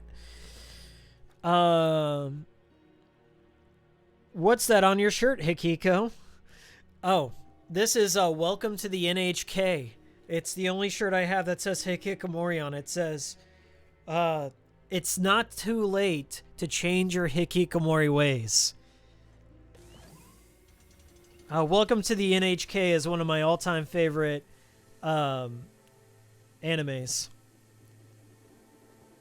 Have you guys ever seen that? Okay, so I think I got it now. Since I'm over here, I can manipulate the windmill here. Maybe. This is a tough puzzle. I have to use my brain cells on this one. Yeah, welcome to the NHK is kind of a slice of life anime. It delves into NEETs and Hikikomoris. At least our protagonist is a Hikikomori. And you're like, well, how can you make that interesting? Well, he and his best bud, who's his neighbor, end up developing a dating sim. Like, that's their ticket out of their shitty life, is they're gonna make a dating sim. And it's also kind of a romance. There's a girl on my shirt who is making it a mission to save this dude's life. So she's kind of like his caseworker, if you will, like his little social worker. And yeah, it's very lighthearted, but it also touches on some serious subject matter too. Like it goes into like depression and suicide and stuff like that. I really enjoy the show, and I use its soundtrack sometimes in some of my videos. I've used a few Welcome to the NHK's OST in a few of my videos. Highly recommended. Okay, let's get Luigi over there now. Did it. Let me get a sip of this coffee. You know it's a good stream when my voice is getting hoarse. I'm telling some stories. I hope you've been enjoying the stream so far. I never really play Nintendo games, both on my channel or on stream, so it's good to do it. Let's see. Mr. Mosquito, yes. Both of them. Have I played Shadow of Rome? Yes, I have. I own it on Xbox Original. I like that it's kind of... It has like a Tony Hawk combo system for decapitating and killing and impaling Romans. It's fun. Daniel says, hey, hope you're doing well. How's this one compared to the first? Daniel, I know it's unpopular to say, but I think it's the best. It's the best in the series. I haven't beaten it yet. So maybe something really shitty happens, but so far, everything's blown me away. How did you see Super Mario 64 or the Switch from 2D to 3D at the time? Are you talking about like what was my impression of the Nintendo 64? That's a good one. So the Nintendo 64 wasn't my first taste of 3D. I think it might have been... God. Was it Croc? Maybe it was Croc. It was either Croc or my cousin. My cousin had Quake. So I'd been exposed to 3D. But in terms of like the Nintendo 64 itself, this is like one of my biggest gaming regrets. And I know everyone's got them, but this one's mine. So don't get mad at me here. But I remember selling the vast majority of my Super Nintendo games to get a Nintendo 64 because I wanted Star Fox 64. Now, I liked Mario 64. Like, I had a friend who had Mario 64 and Wave Race at his house, and his fucking parents were, like, super loaded. Like, his dad worked at Ford, and Ford's, like, a humongous company in Kansas City. So they were a bit white trash, but they also had a fuck ton of money back whenever Ford treated their employees like humans and not Chinese iPhone factory slaves like they do now. Yeah, Ford afforded these dudes like the N64 and all the launch games. So like, I didn't own a 64 until about South Park 64 came out, and I sold like all of my fucking Super Nintendo games. We're talking Chrono Trigger, Secret of Mana, Final Fantasy 3, all my RPGs except for Earthbound. I kept Earthbound. So yeah, I don't regret it, but the game I wanted the most was Star Fox 64, and that's because I rented it from Blockbuster back when you could do that, rent systems, and that's what I did. I rented Star Fox for a bit. It came with the Rumble Pack, and I think the Rumble Pack was the thing that really blew my mind, more so than 3D games. It was just the ability, like, whoa, I'm blasting stuff with my R-Wing, and I launched a bomb, and this controller's going... That was really cool. The game that I wanted the most, besides Star Fox, though, the one that put me over the edge, and you're going to really cringe at this one, I sold most of my Super Nintendo games to afford a Nintendo 64 and South Park 64. And the reason for that was that I really liked South Park, and all my white trash friends and me, we wanted to play an inappropriate game together. And I will say, although it's broken, like there's some very OP characters, just like in GoldenEye, although South Park 64 is broken, I loved it. And I don't think I regretted it at the time, because me and my friends put a lot of hours into South Park 64. The single player is trash. It's trash on trash. It's super difficult. The boss fights are ungodly unfair. Okay, I understand the puzzle now. I gotta get another cart from up here somehow. Go back and play the original South Park 64. The last boss fight, his name is Mega Man. And I remember me and my friend Brian trying to beat this level. Like, we spent an entire day just grinding away at this one boss, trying to kill him, because he's this giant fucking robot that has a weak point on his back, but you only have a 1-second window to get to that weak point and fire at him, and you need a specific plunger weapon, kind of like Luigi here's got.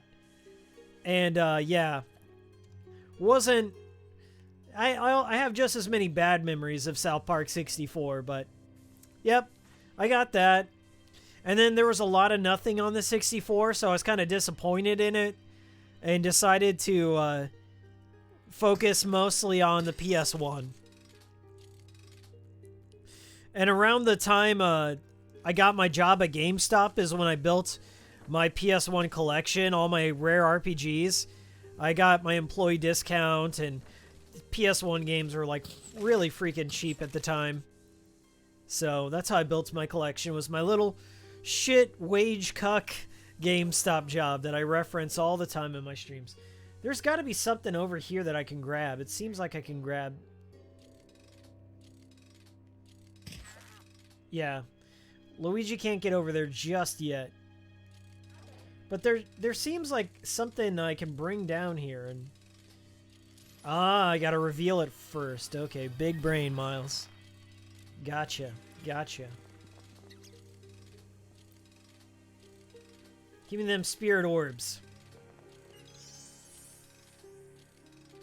Cool. We good now.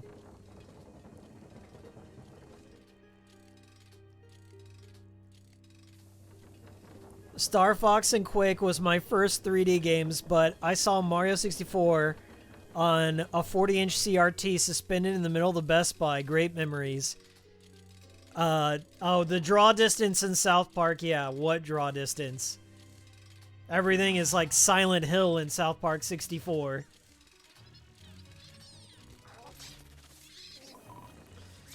Yeah, God, I think the first time I saw Mario 64 was at my friend's house.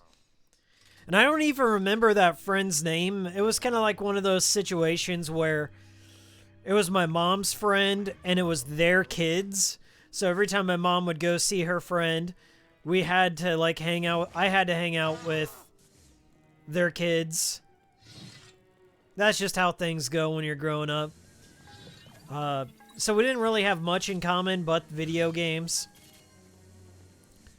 But I remember, like, enjoying Wave Race 64, even though I'm not a fan of racing games. I just thought it looked cool. I guess my favorite game that ever came out that, like, in the entire lifespan of the Nintendo 64 was Majora's Mask. I know some people say it doesn't hold up, but I was snowed in. There was like a big blizzard the winter Majora's Mask came out, and I couldn't leave my house. School was canceled for almost a month. I'm not even exaggerating, almost a month. Like 2.5 weeks out of the year, or out of the month. So I just like sat down and played through Majora's Mask. And I had like a little Nintendo Power that gave you some hints, and it had like an outline for the Bombers Club. Is that what they're called, the Bombers Club? Where you could like write an agenda. And so that's what I did. Good times.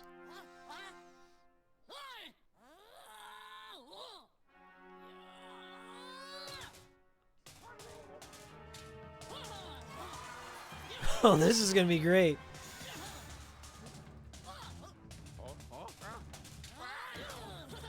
There's a target on his chest, so I imagine I have to plunger him. Whoa.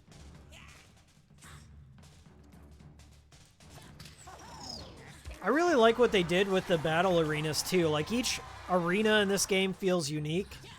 Whereas, like, in the original Luigi's Mansion, they all kind of had that one-size-fits-all stage. Much like Super Mario 64, where you had, like, the Bowser Arena.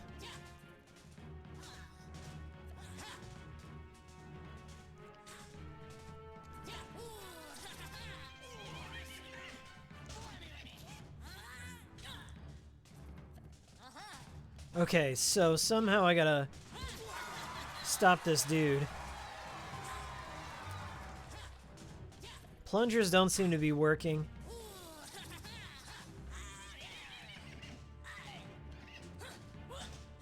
Luigi! Oh no! That's not good. Luigi's getting wrecked.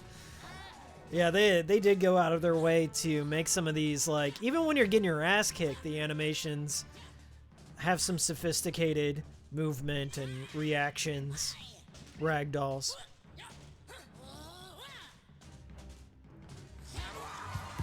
So I think that's our ticket, is somewhere whenever he's trying to ram you, you've got to get him to stagger.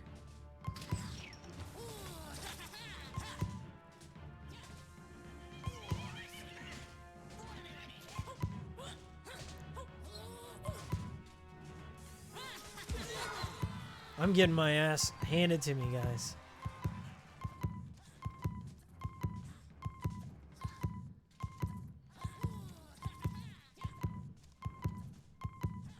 Come on.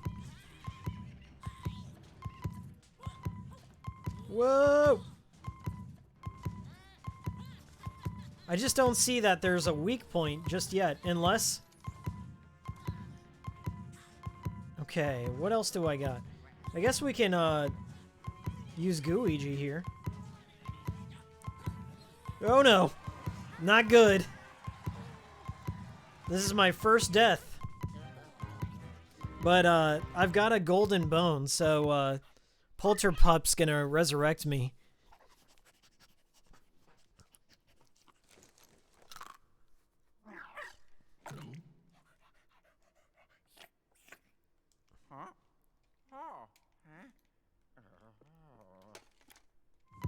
Alright. So it resurrects you at full health. That's kind of cool. Gives you enough time to figure out the boss pattern, but...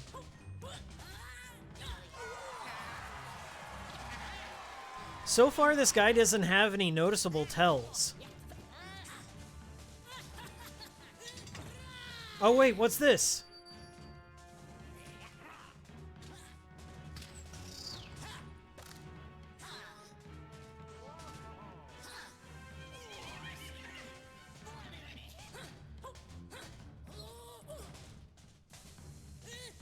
Okay, okay, I got him.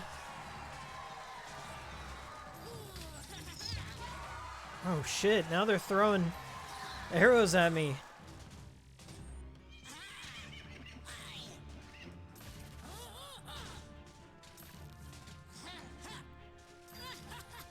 I think I have to somehow sneak up behind him.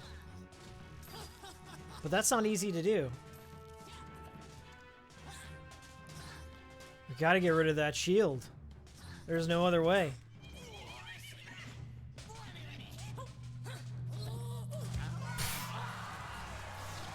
If you guys know the secret, let me know. I need people to think I'm a true, bona fide Nintendo gamer. I got soy coursing through my veins.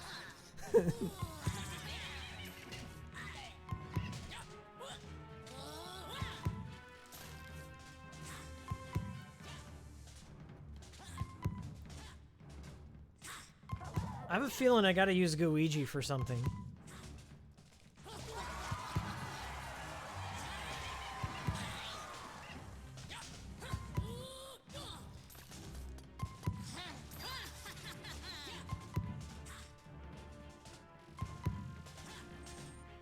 God damn it. Well, I'm out of ideas. I've tried the plunger, I've tried the flashlight, I've tried all the vacuum. It doesn't look like there's any interactive objects unless I can somehow get those arrows out. Okay, let's give this another shot from the beginning. A reason for this... Oh no! A reason for this is I turned off all of EGAD's hints. Flash him when his head is over the shield. Okay, let's turn EGAD back on because I need a little pro tip here. So I turned him off because he gets a little annoying and overbearing. Like every room, he'll point out what to do. So I turned him off early on.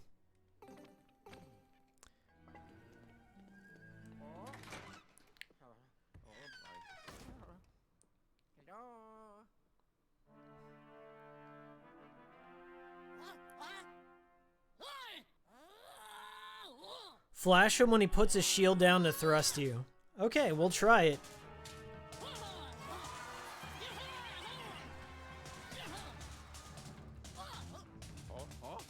I tried plunging him, because he has that target on his chest. Okay.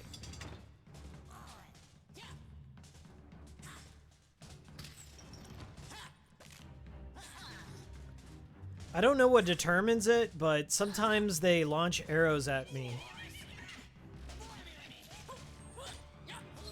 Oh, you're right! Now I gotta plunge him. Easy peasy.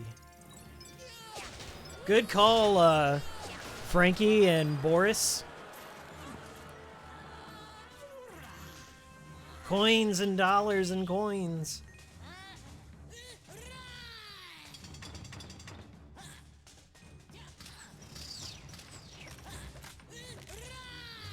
Okay, so the writer is the one calling the arrows.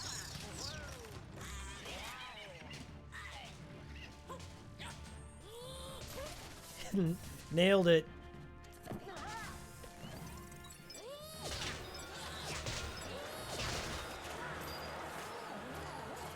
Haunting Ground was the best PS2 game. Well, I'm glad you like it. I own a copy that I bought from Kmart for $3 way back in the day. Never thinking it would be as rare as it is.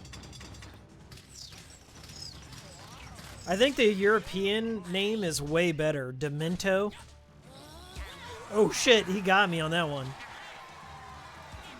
Yeah, the European name Demento is awesome.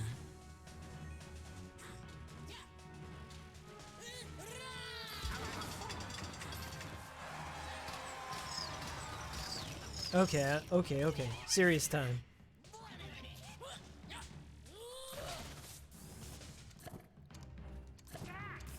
Come on. There we go. Blam, blam. That slow-mo was nice. Oh, he still got a shield. The fight is still on.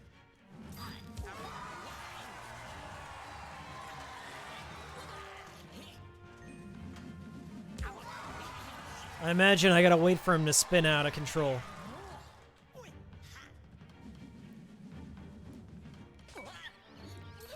There we go.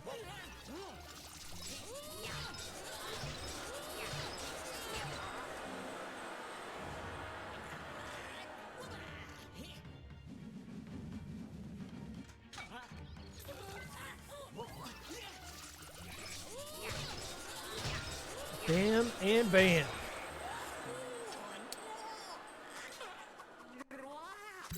And that's a suck.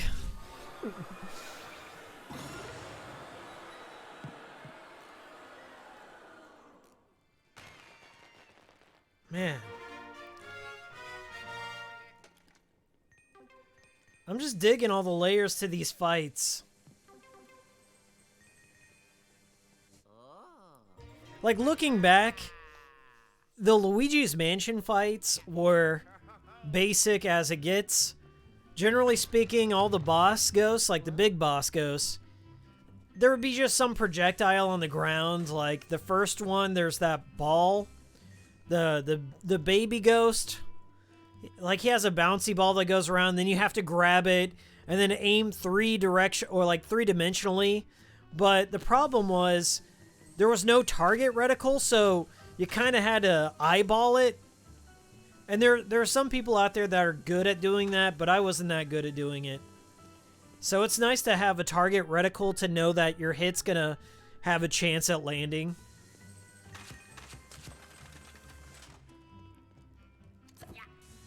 As I said, the only people that are going to be trashing Luigi's Mansion 3 are those just die-hard original fans that just can't let go. That's it. Buy this game. Honestly, I think it's like one of the first Switch games that, outside of like Mario Maker or Splatoon or something, that you'll truly get your money's worth. Like, I feel like I've gotten my money's worth. Shout out to Kirk Almighty.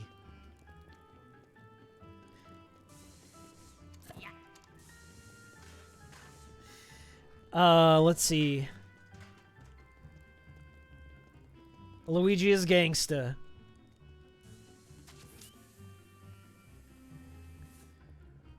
Wish this series was brought back. Are you talking about Haunting Ground? The same people who hate this will cry that it's a hotel, not a mansion. I like that. In fact, I wish they would have called this game Hotel Luigi. Like, Hotel Luigi, Luigi's Mansion 3.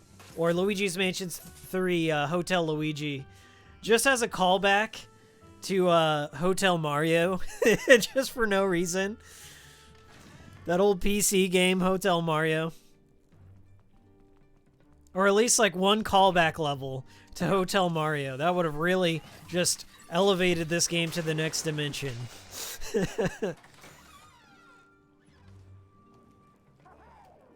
Oh wait, I think I can just open this. Do I need Gooigi for that? Yeah, I do need Gooigi for that. Okay. We got a new elevator button.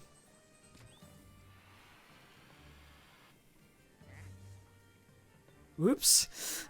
I fucked that one up. Luigi has to be standing over here. Gooigi has to be... Open the gate. There we go. God damn it. Hold the button. You have to hold the button while you're switching, otherwise Gooigi will let go.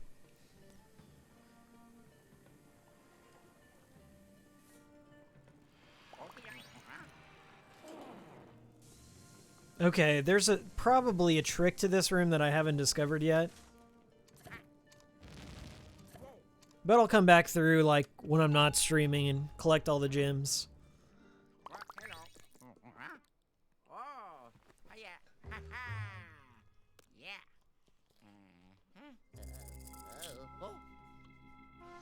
Hotel Luigi would go with a Virtual Boy callback. You're damn right, Anthony Birch. That made my night. The first night I picked this up, I got to the part wherever you meet Egad. And Egad, he was talking, he was like hyping up this new invention he had. And I thought he was going to hand me like a Nintendo 3DS or a Switch and outbust the Virtual Boy. And I was just dying laughing. I had to get my girlfriend and show her. I'm like, oh, look at this. It's a Virtual Boy. I still have my Virtual Boy. In fact, it's right behind me. Let me bust it out real quick. You know, it's not a Hikiko stream if I don't go off topic. Hey, guys.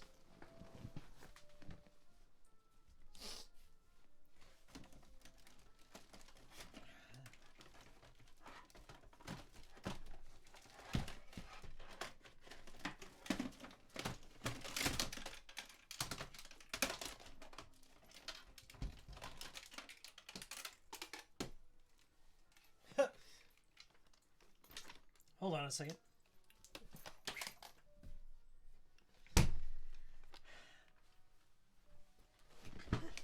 Now it's a real Luigi's Mansion 3 stream here, okay? Hair's a little crazy, sorry. It's the morning over here at Hikiko Ranch. This is the optimal way to play Luigi's Mansion 3.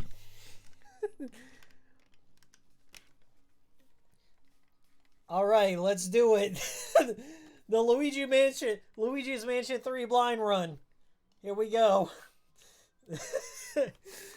Oh, man.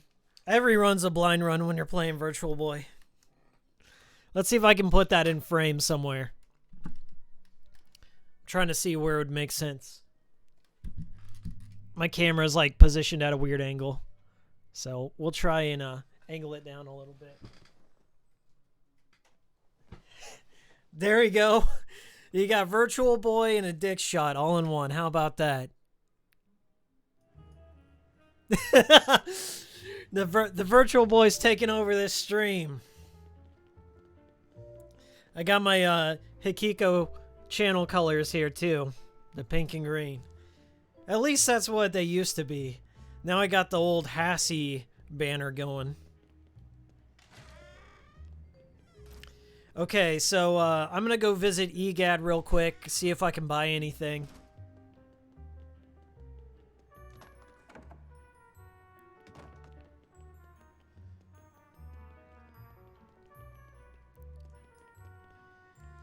EGAD looks like a Pikmin because he was made by Miyamoto while he was making both projects. Is that true? I've never heard that one before, but now that you consider it, yeah, he kind of does look like a Pikmin. I always liked his design. It was cute. All right, let's check out what's on the shopping network here. So, you can use one of these cartridges, I guess, per level. So, it's not like a permanent Boo Finder thing. Same thing with gems, so I guess there's... I mean, how much are they? They're only like 1,000? Yeah, I guess I could do that. I'm not exactly sure, like, if there's hidden endings, like in the original Luigi's Mansion. If there are, I'm not aware of them. And look, there's the toad I rescued up there. He's just chilling. That's cool. Okay, we're going to explore another floor, and then we'll call it for today's cool stream after I do one more floor for you guys. So, get your questions in. Get your questions in, make your comments, and I'll use this opportunity to plug my latest video, Grasshopper B-Sides Episode 8, Michigan, Report from Hell, is now available on the channel. It's a Halloween special, but it's no longer Halloween. I love the shelf life. Like, my Halloween specials are only relevant for the day, the Halloween day, right? Or at least the month. But I got this one out a little bit sooner. I made some good progress. Like, I don't know, I had like one of those stroke of inspirations, and it went a little bit smoother. I had to upgrade my rig. I bought a new graphics card, a GTX 1070. Not top of the line. It's a couple of years old. But the guy I bought it from, it was like brand new. And I bought it real cheap, like really, really cheap. And I was rocking a GTX 770 before, and it only had like 2 gigabytes of VRAM. This one has 8 gigabytes of VRAM. So my rendering process and my video previews and all that good stuff, like everything just went smoothly. My stream here looks better than it's ever looked before. Like, I don't know if you guys noticed this, but if you watch my other streams, like sometimes they've been pixelated and weird, but this is coming in full 720p, 60 frames. So we're making good strides here at Hikikomori Media. I want to give a shout out to the patrons too. Some of my Patreon money went to my graphics card. In fact, basically all my Patreon money just goes to little odds and ends I need for the channel. I don't use it to buy video games. I don't spend it on my girlfriend or anything like that. I use my own money for that. I buy my own video games. I buy my own shit, but it definitely helps out, and thank you for your support. I'm definitely working on some big stuff, as always. And the graphics card did help out with that, because the one I had before was just, it was dying. It was on its way out. My processor was old. I upgraded my processor, upgraded my GPU, and things are running smoothly. I don't plan on making any more PC upgrades in some time. It should. I don't plan on rendering in 4K, even though my card's capable of it. 1080p. And that's the thing, like, most of the games I review are in 480p or 480i max, you know? Even PS3 games, like, you know, the max a lot of the PS3 games do is 720p. So, it should last me for a while. I will be making a video on Death Stranding later this month. Good or bad, I'm making a video on it, so you'll get my honest insight. I'm not going to deliberately try and take a contrarian position either way. I'm trying not to shit on all the reviewers of it, even though I want to. I'm just going to give you my thoughts and giving it the benefit of the doubt. That's what you can expect. Going in completely blind. I've only watched like 2 trailers for it. The initial launch trailer, and like whenever they showed off Norman Reedus climbing a gap with a ladder and walking around. Those are the only 2 I've seen. So, pretty much a blind run, then review. I also got a bigger project I'm working on too. Something that I've been cooking up for a while. The script is massive, so, you know, it's one of those things that has a lot of moving pieces. I'm thinking about breaking it up into segments like Shadows of the Damned. This new video series I want to work out. It's going to be like a 3-parter is what I'm looking at. But we'll see how it goes. Maybe I'll just make it like one long video and just put it out there. But it's something I've been meaning. It's a dead franchises. I'll let you know that right out the gate. It's a dead franchises that I've wanted to do to make it like my final video on something. So there you go. That's all you're going to get. It's a dead franchises. It's a long one, and it's a topic I really, really wanted to do justice.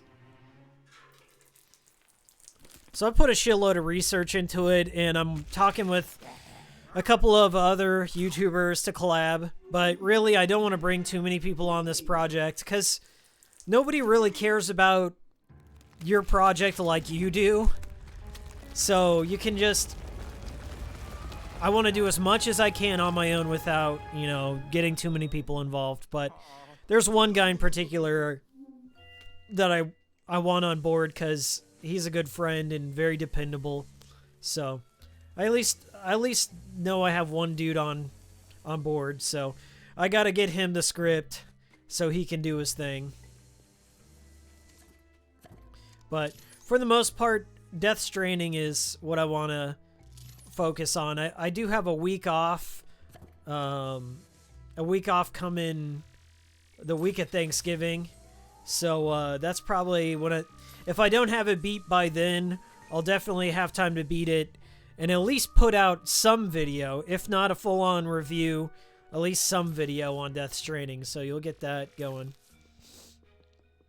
And then also kind of working on my Dead franchises for December.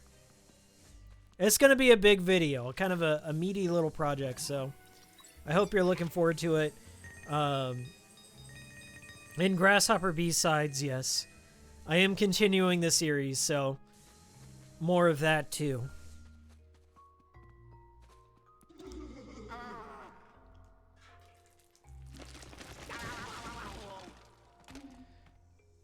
La Trek, talking about Suikoden 2? Oh, hell yeah. I love the Suikoden series.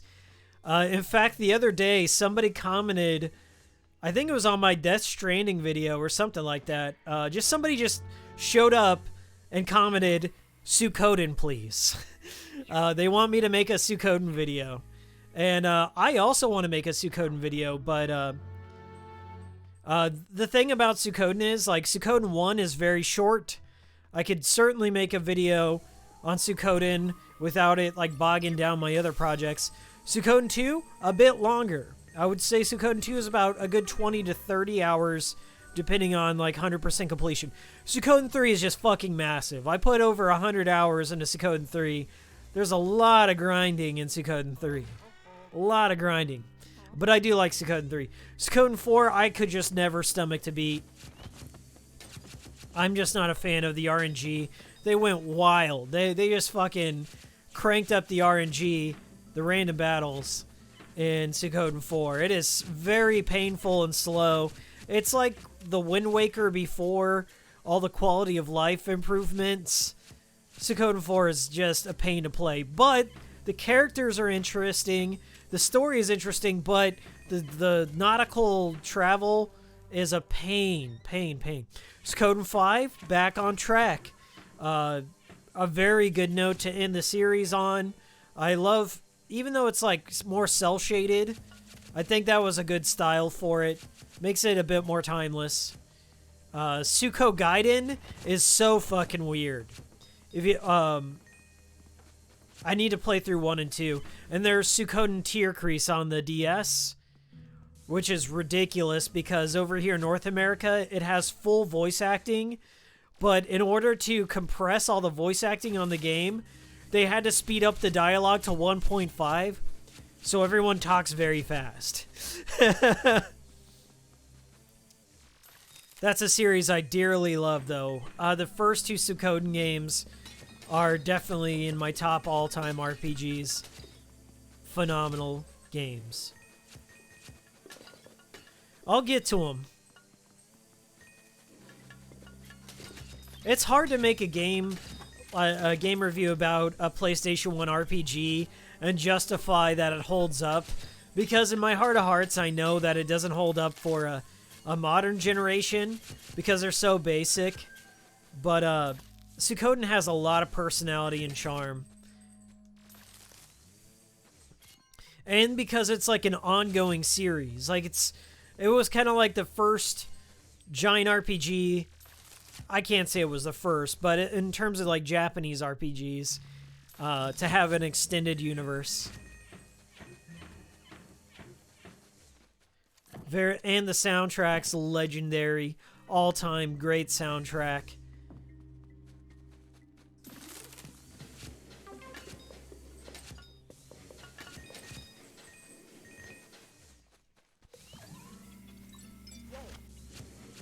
There was also a Suikoden PSP game, and I think there was like a collection of 1 and 2, and then another Suikoden game. And some fans were working on a translation. I don't know if they finished it, but that's something I want to look into.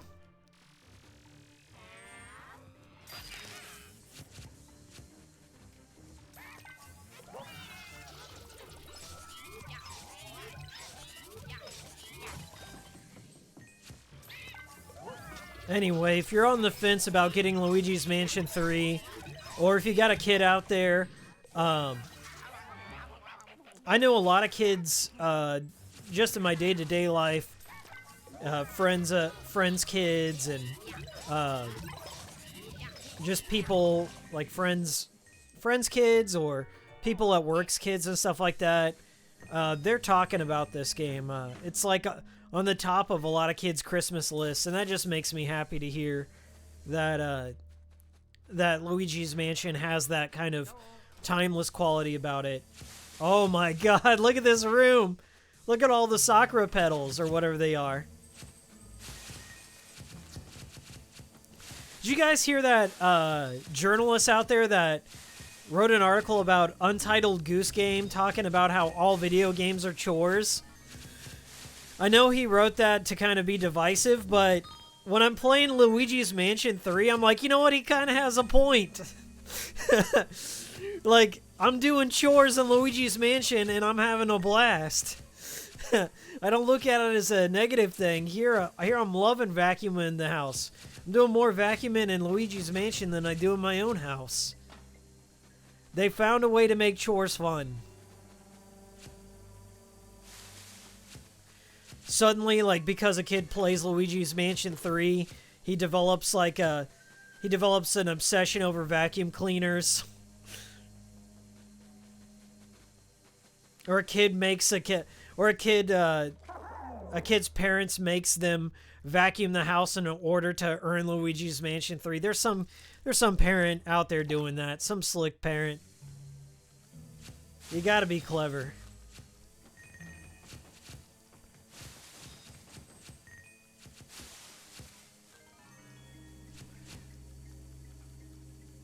I'm loving this.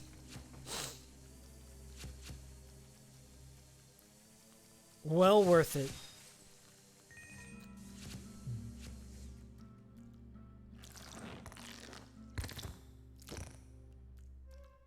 On my channel, I do have one Suikoden video. So if you're new to the channel and you don't know, I think it was in 2014 or 15. 2015 maybe? 2016? I went to the Portland Retro Gaming Expo, and there was the Suikoden revival movement, which is like this really, really small legion of Suikoden fans that are getting together with a vain attempt at resurrecting the franchise, trying to convince Konami there's enough interest, and bless their hearts, there's just not. Like, it's pretty much a dead franchise, and all the fans are old, like really old, like me, and so I just don't think it's coming back. Like, Konami has no vested interest in bringing it back. So anyway, they had a panel there, and I attended the panel because I'm like, oh shit, I've been following this group for a while. Like, they had a group on Facebook, the Suikoden Revival Movement. So I fucking go to this panel, and I'm there with my friends, and they don't know what Suikoden is, but they're like, yeah, we'll go with you. And the panelists never showed up. And so I just go up on the stage, and I'm like, well, if the panelist isn't going to show up, I'll talk about Suikoden. And then so somebody at the back of the room turns on a camera, and they just let me and another guy go. They just let us talk about Suikoden. So that's what I did. On my channel, there's a video of me giving a panel at Portland Retro Gaming Expo on Suikoden. So yeah, just type Suikoden on my channel. It'll come up.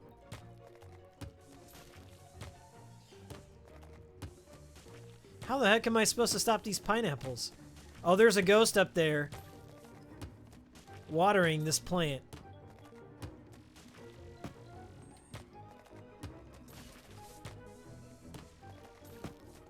But how do I get to him? Do I do one of these? One of these guys? Do I plunger him?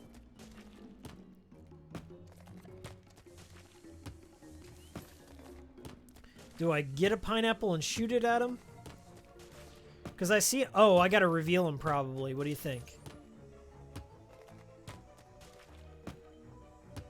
Yeah, I can't cut through this. Okay.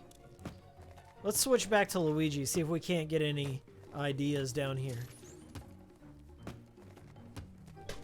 Let's see if I can nail the guy from afar. I don't think so.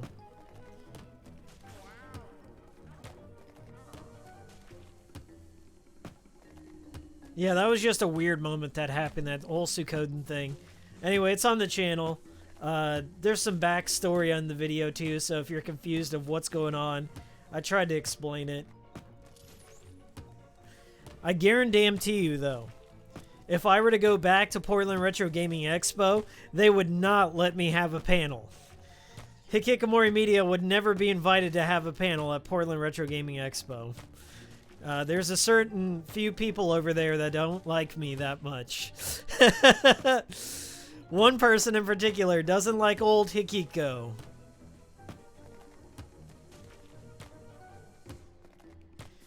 I might have gone too far in a few places. Alright, how do we get these pineapples to stop? Maybe I gotta get actual Luigi up there.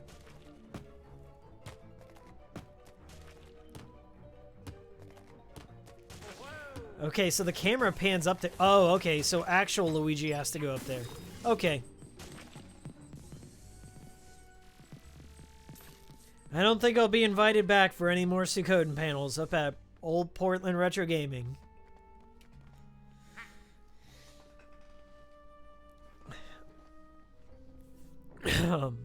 What Yakuza game is your favorite?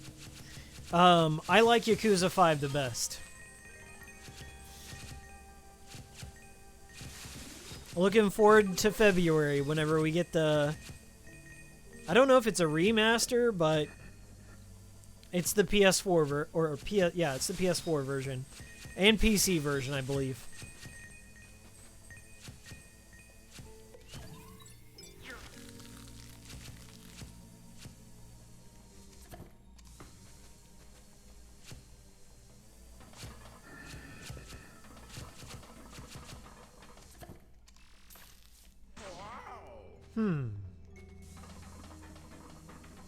Looks like that's our next path forward.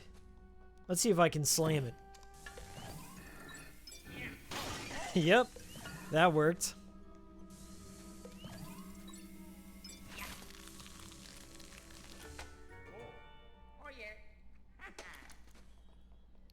I'm watching the playback on stream, and this game just looks gorgeous. I was worried about it. I'm like, man, if I stream this, is it gonna come out looking all muddy and stuff? Cause I wanna do this game justice. It's one of the best looking Switch games, bar none. In a Resident Evil sense, like where they put a lot of detail into the pre-rendered environments. Great lighting and atmosphere.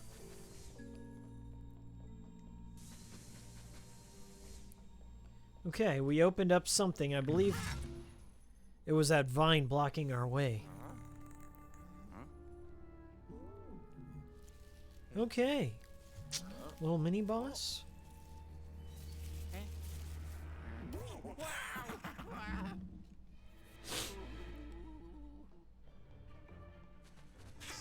Oh.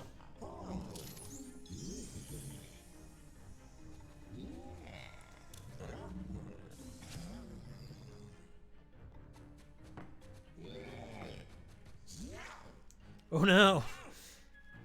He climbs on your back. Okay, I got it.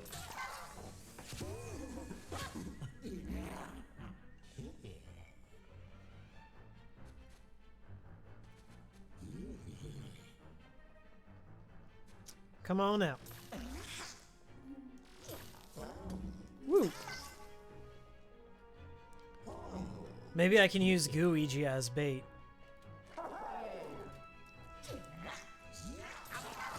That works. I use Luigi as bait, but that still works. I busted open the hot tub.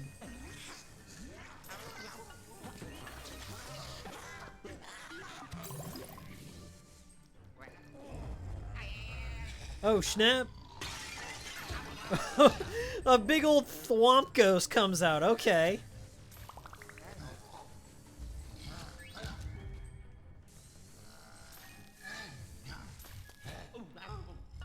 Oh, he's got all the leaves on his eyes, so I gotta get rid of those before I can attack him.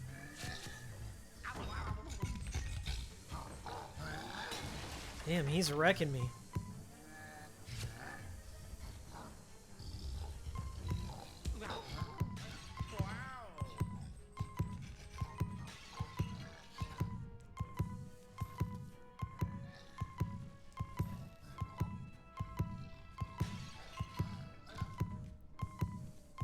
Get rid of those leaves. Oh, give me that heart. Perfect. Perfect.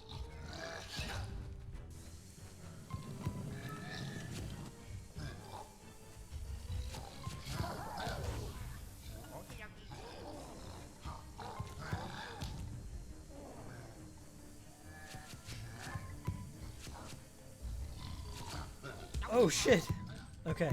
We almost got him. He can see now. So this guy acts like Bowser. You can only get him by the tail.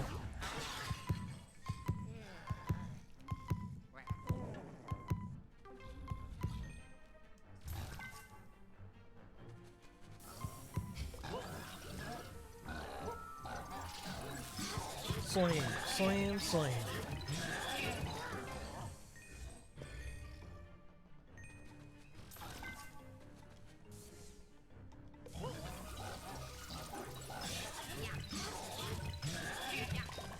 Perfect.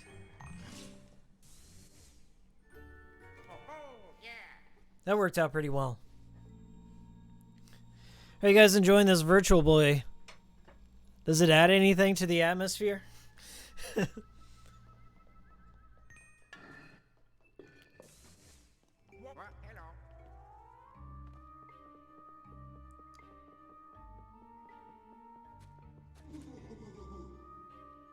More pineapples. Oh, pineapple Donkey Kong action. This is pretty tough. Go, go, go, go, go! Yeah, boy.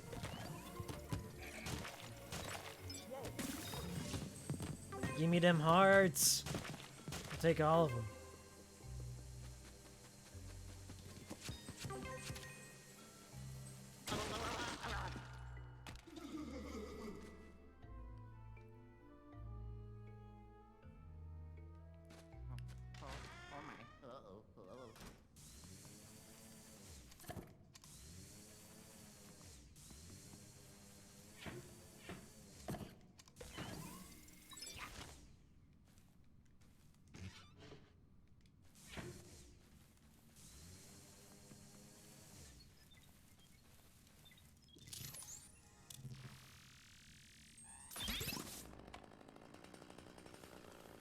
I think I've activated some sort of generator.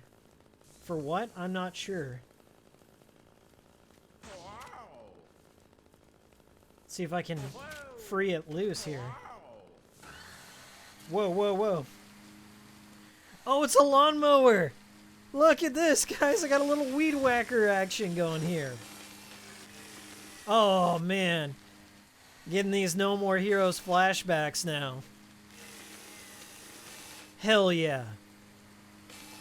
Instantly Game of the Year right now. That's so cool. Can I go through the furniture? Oh my god.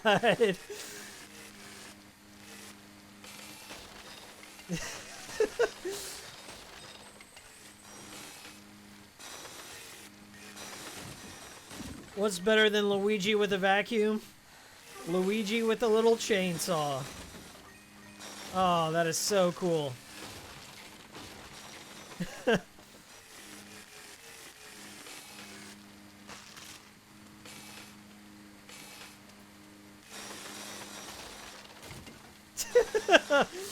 I'm just fucking up this entire room. Perfect.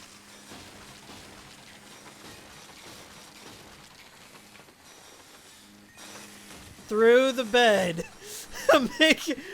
Move out of my way, bed fucking shit.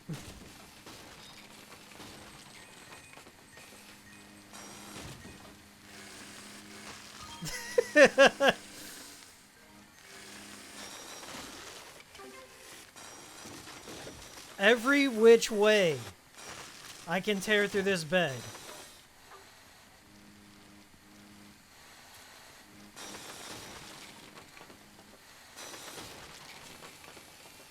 Luigi and his Sawzall. Bro. Let me keep this. I have a feeling like this will be like I can self-contain to a few rooms at best. But this is now my favorite thing in the game.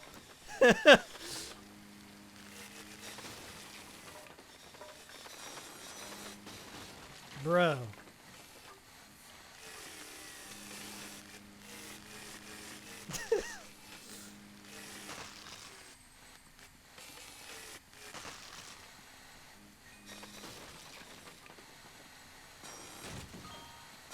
It all must go.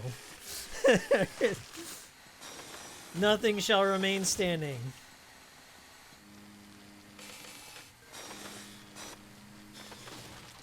Alright, I think that's about it for this room. Almost. Oh look, a secret Luigi pipe. Okay. Oh. That was fun while it lasted.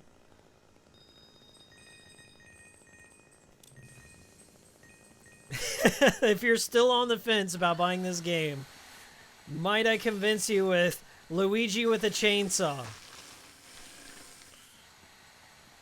There's my sales pitch. If I'm Nintendo, that's how you market this game.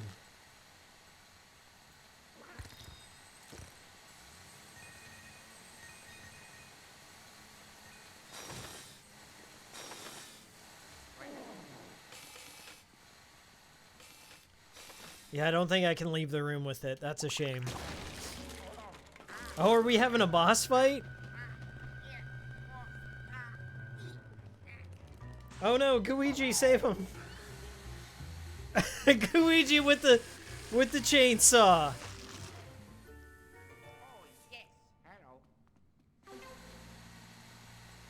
Luigi's Mansion 3 with its Evil Dead callback. Unbelievable. Giant watermelons adorning a room. Yes, let's have a watermelon room. Why not?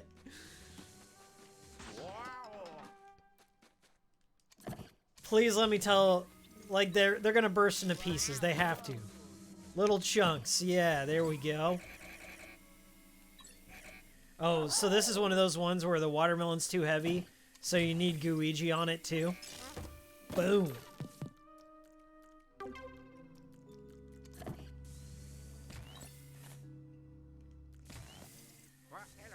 Hello.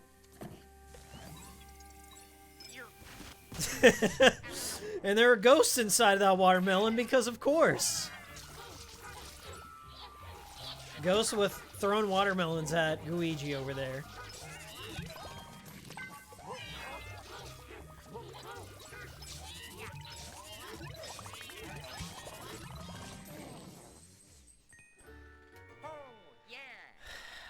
Amazing.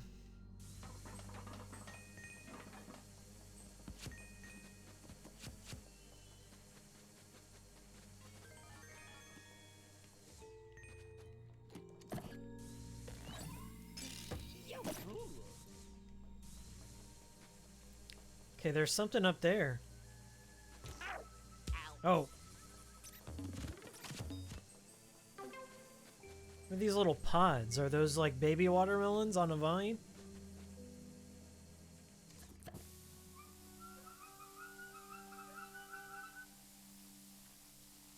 And we're gonna grow some now.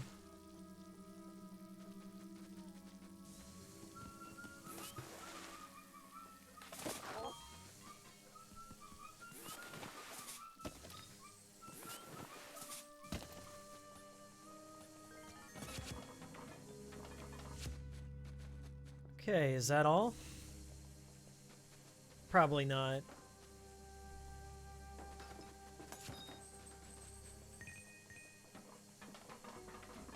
Me and my 20,000 coins. It's never enough. Okay, I think we're done in here.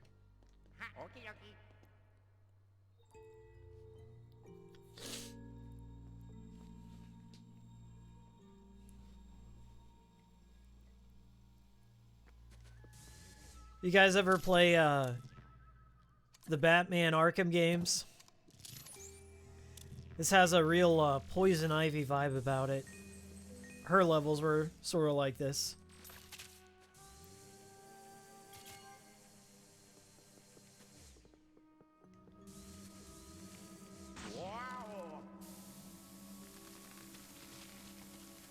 Cool.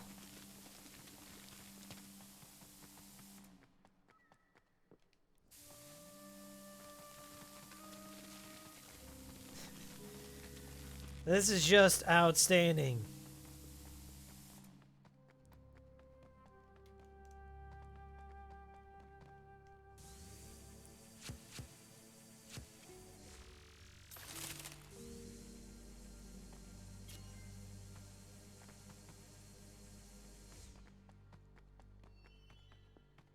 Come on.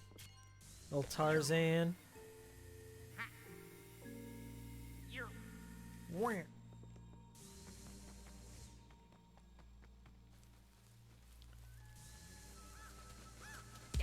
Oh shit.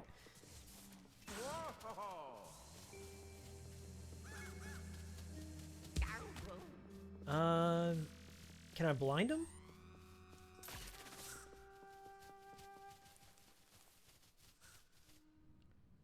Ooh, check out those shrooms. Fungus Among Us. Oh, the flashlight kills him. Okay. Makes him explode into feathers. Let's see if there's any hidden entrances.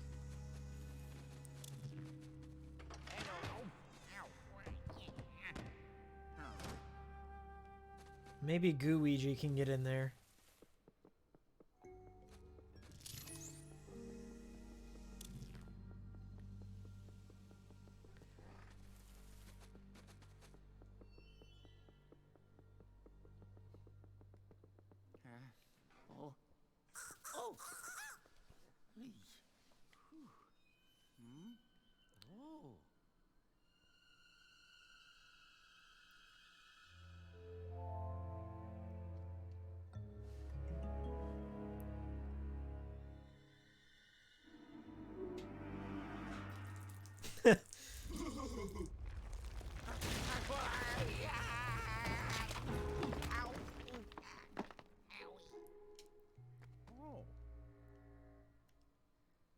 Well, there you go.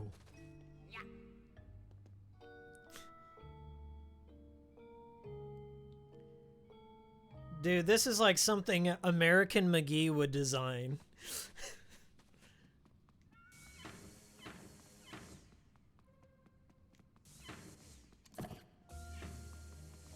What the heck?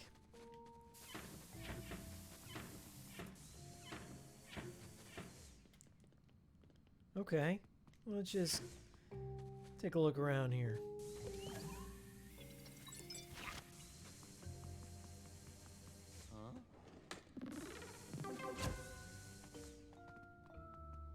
Can I bounce on it? Oh yeah, that's how we do it. Okay, unique. Can I get on this one, or do I have to maneuver it to a place wherever he can double bounce?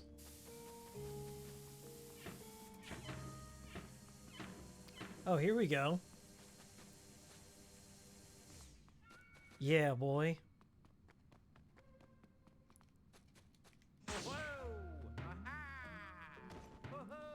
Oh, I see. I have to drop down from the right.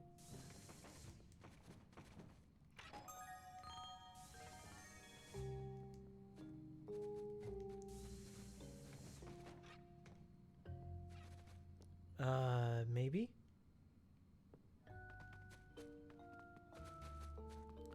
Or can I? Oh, I can get up there. I see. There's a little ramp off to the right. So we need to pull this just a hair forward.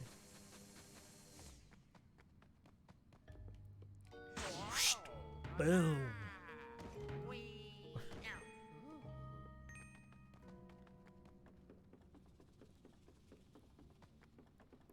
Can you name a better looking Switch game? I honestly want to know. Is there a better looking one than Luigi's Mansion 3 out right now? Because I just don't think there is.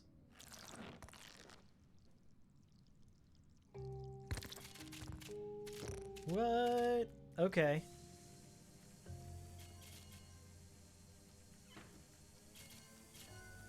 Let's switch back and go up here.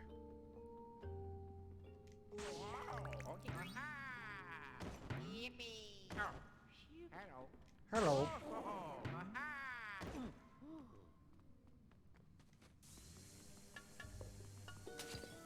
Hey, what's up, Oakland? Good to see you.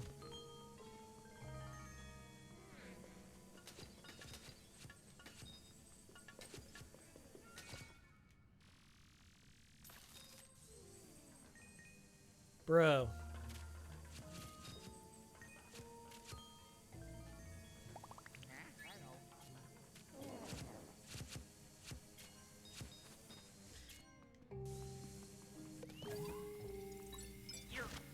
Okay, that's our exit here, but let's see what else is in this room.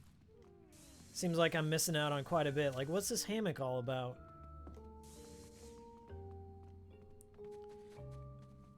And I can climb these little toadstools. Nice. Now what? Hidden chest. That's what was up there.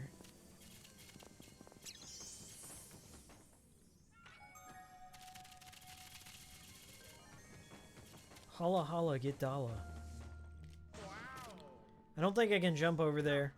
So we'll come back to it unless there's a ghost in there right now, but I don't see him. Okay.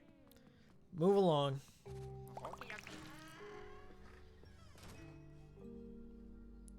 You're going to be playing Luigi's Mansion 3 as well?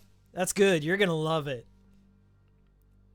I cannot imagine anyone who's like the original that wouldn't like this one. Like, they would have to just be lying to themselves because this is... I hate to use the old adage, but this is like Luigi's Mansion on steroids. It is.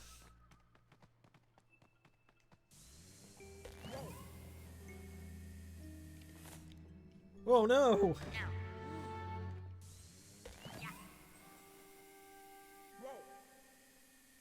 Not to say there's anything wrong with the original. I still like the original, but put these two games side by side, and this is clearly superior in every regard. Maybe not the music, but the music isn't terrible. I think the music in the original is more iconic because Luigi freaking hums the theme song throughout the entire game.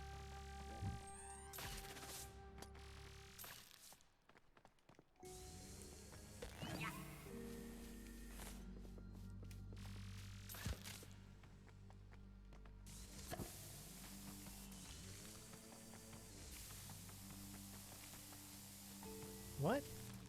Oh, there we go. I had to hold it up this little angle as I'm walking up. Nice. Let's go back here and get this little secret.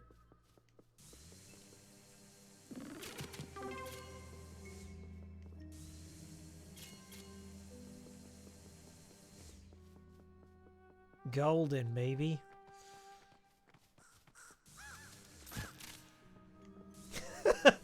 I love just using the flashlight to explode birds into money. I wish I could do that in real life.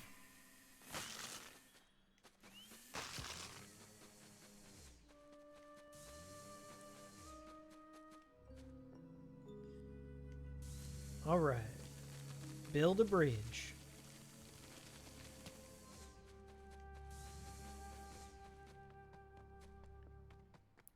I think we're creeping up on the boss now.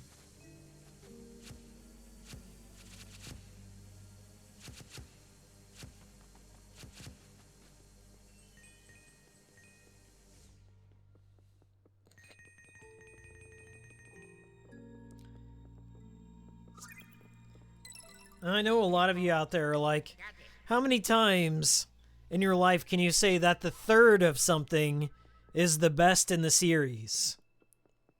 Some people might say Super Mario Bros. 3. Or Return of the Jedi. Something like that. There's always somebody who likes Return of the Jedi the best. I would say out of the Star Wars prequel trilogy, of course, the third one's the best, but there are very few things with 3 in the title that surpass the originals. And I would say this is safe to say 3 does. Signed, undersigned, a longtime Luigi's Mansion fan.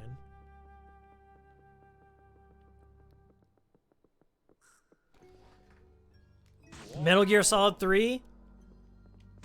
I don't know. I like it a lot. I love Snake Eater.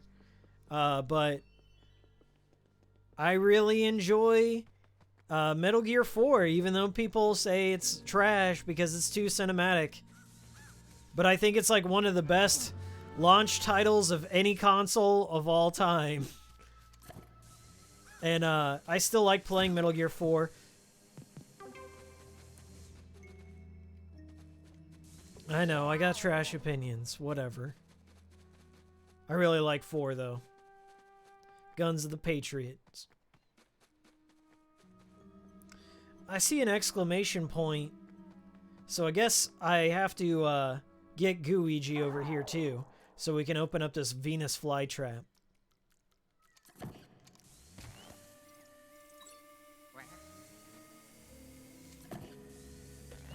Let's do it!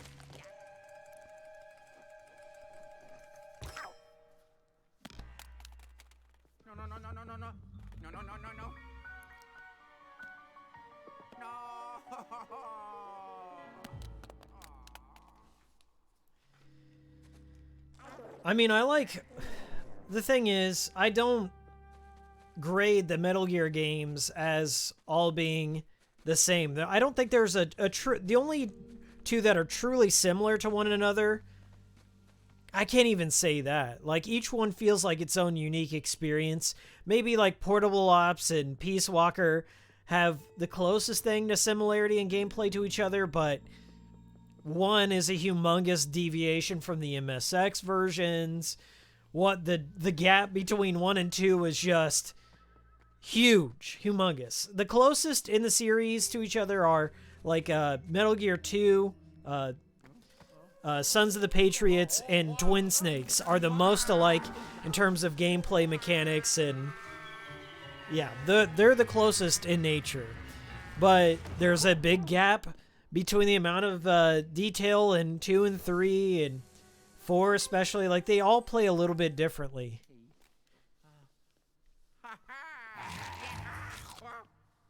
They all feel unique in some regard.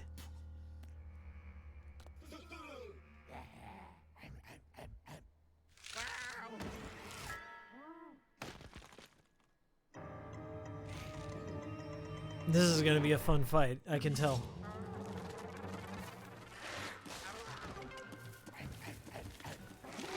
What the fuck? He is wrecking me with this little Venus flytrap here. Okay, maybe I can hide behind these pods? Oh, do you see what I see? That chainsaw over there? That's what I need. It's gonna be one of those kind of fights, huh? Okay, so maybe I gotta use Luigi on the offensive.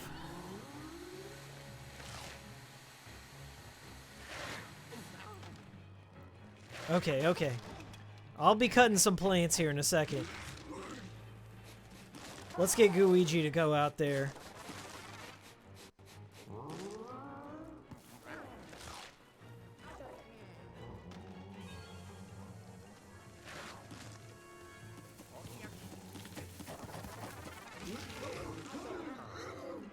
Oh shit, that's the trick. That's the trick right there. I had to wait till the Venus flytrap grabbed onto one of those plants. There we go.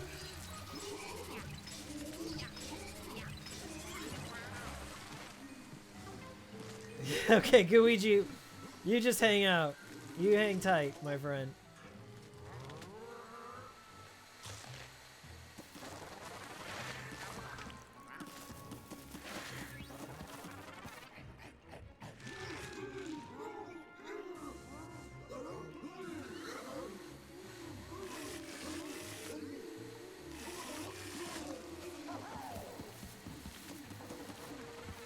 Get him, Goo.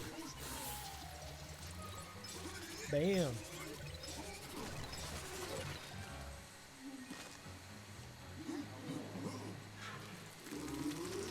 So guys, recently I had to make a purchasing choice.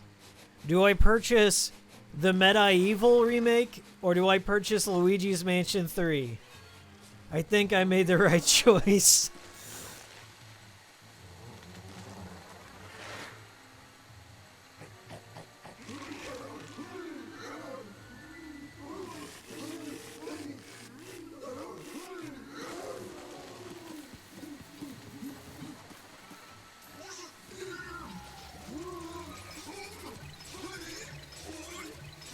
We got him.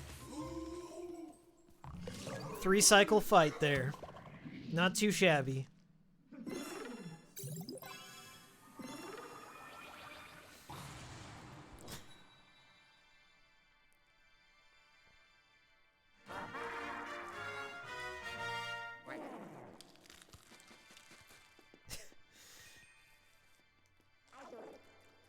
Oh, I guess I gotta water this?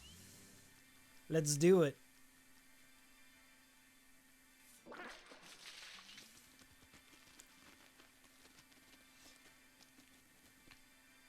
Okay.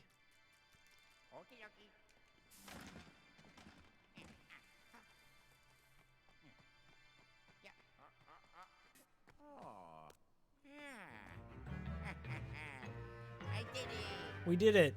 Floor 8.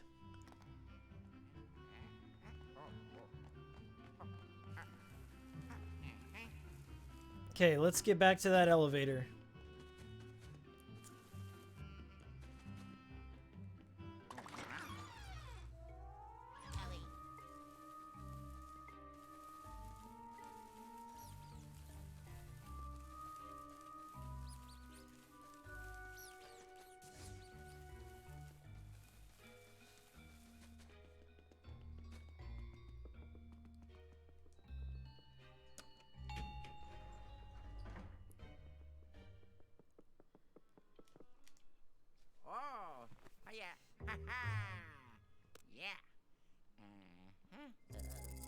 So you'll get a look here of how big this game actually is.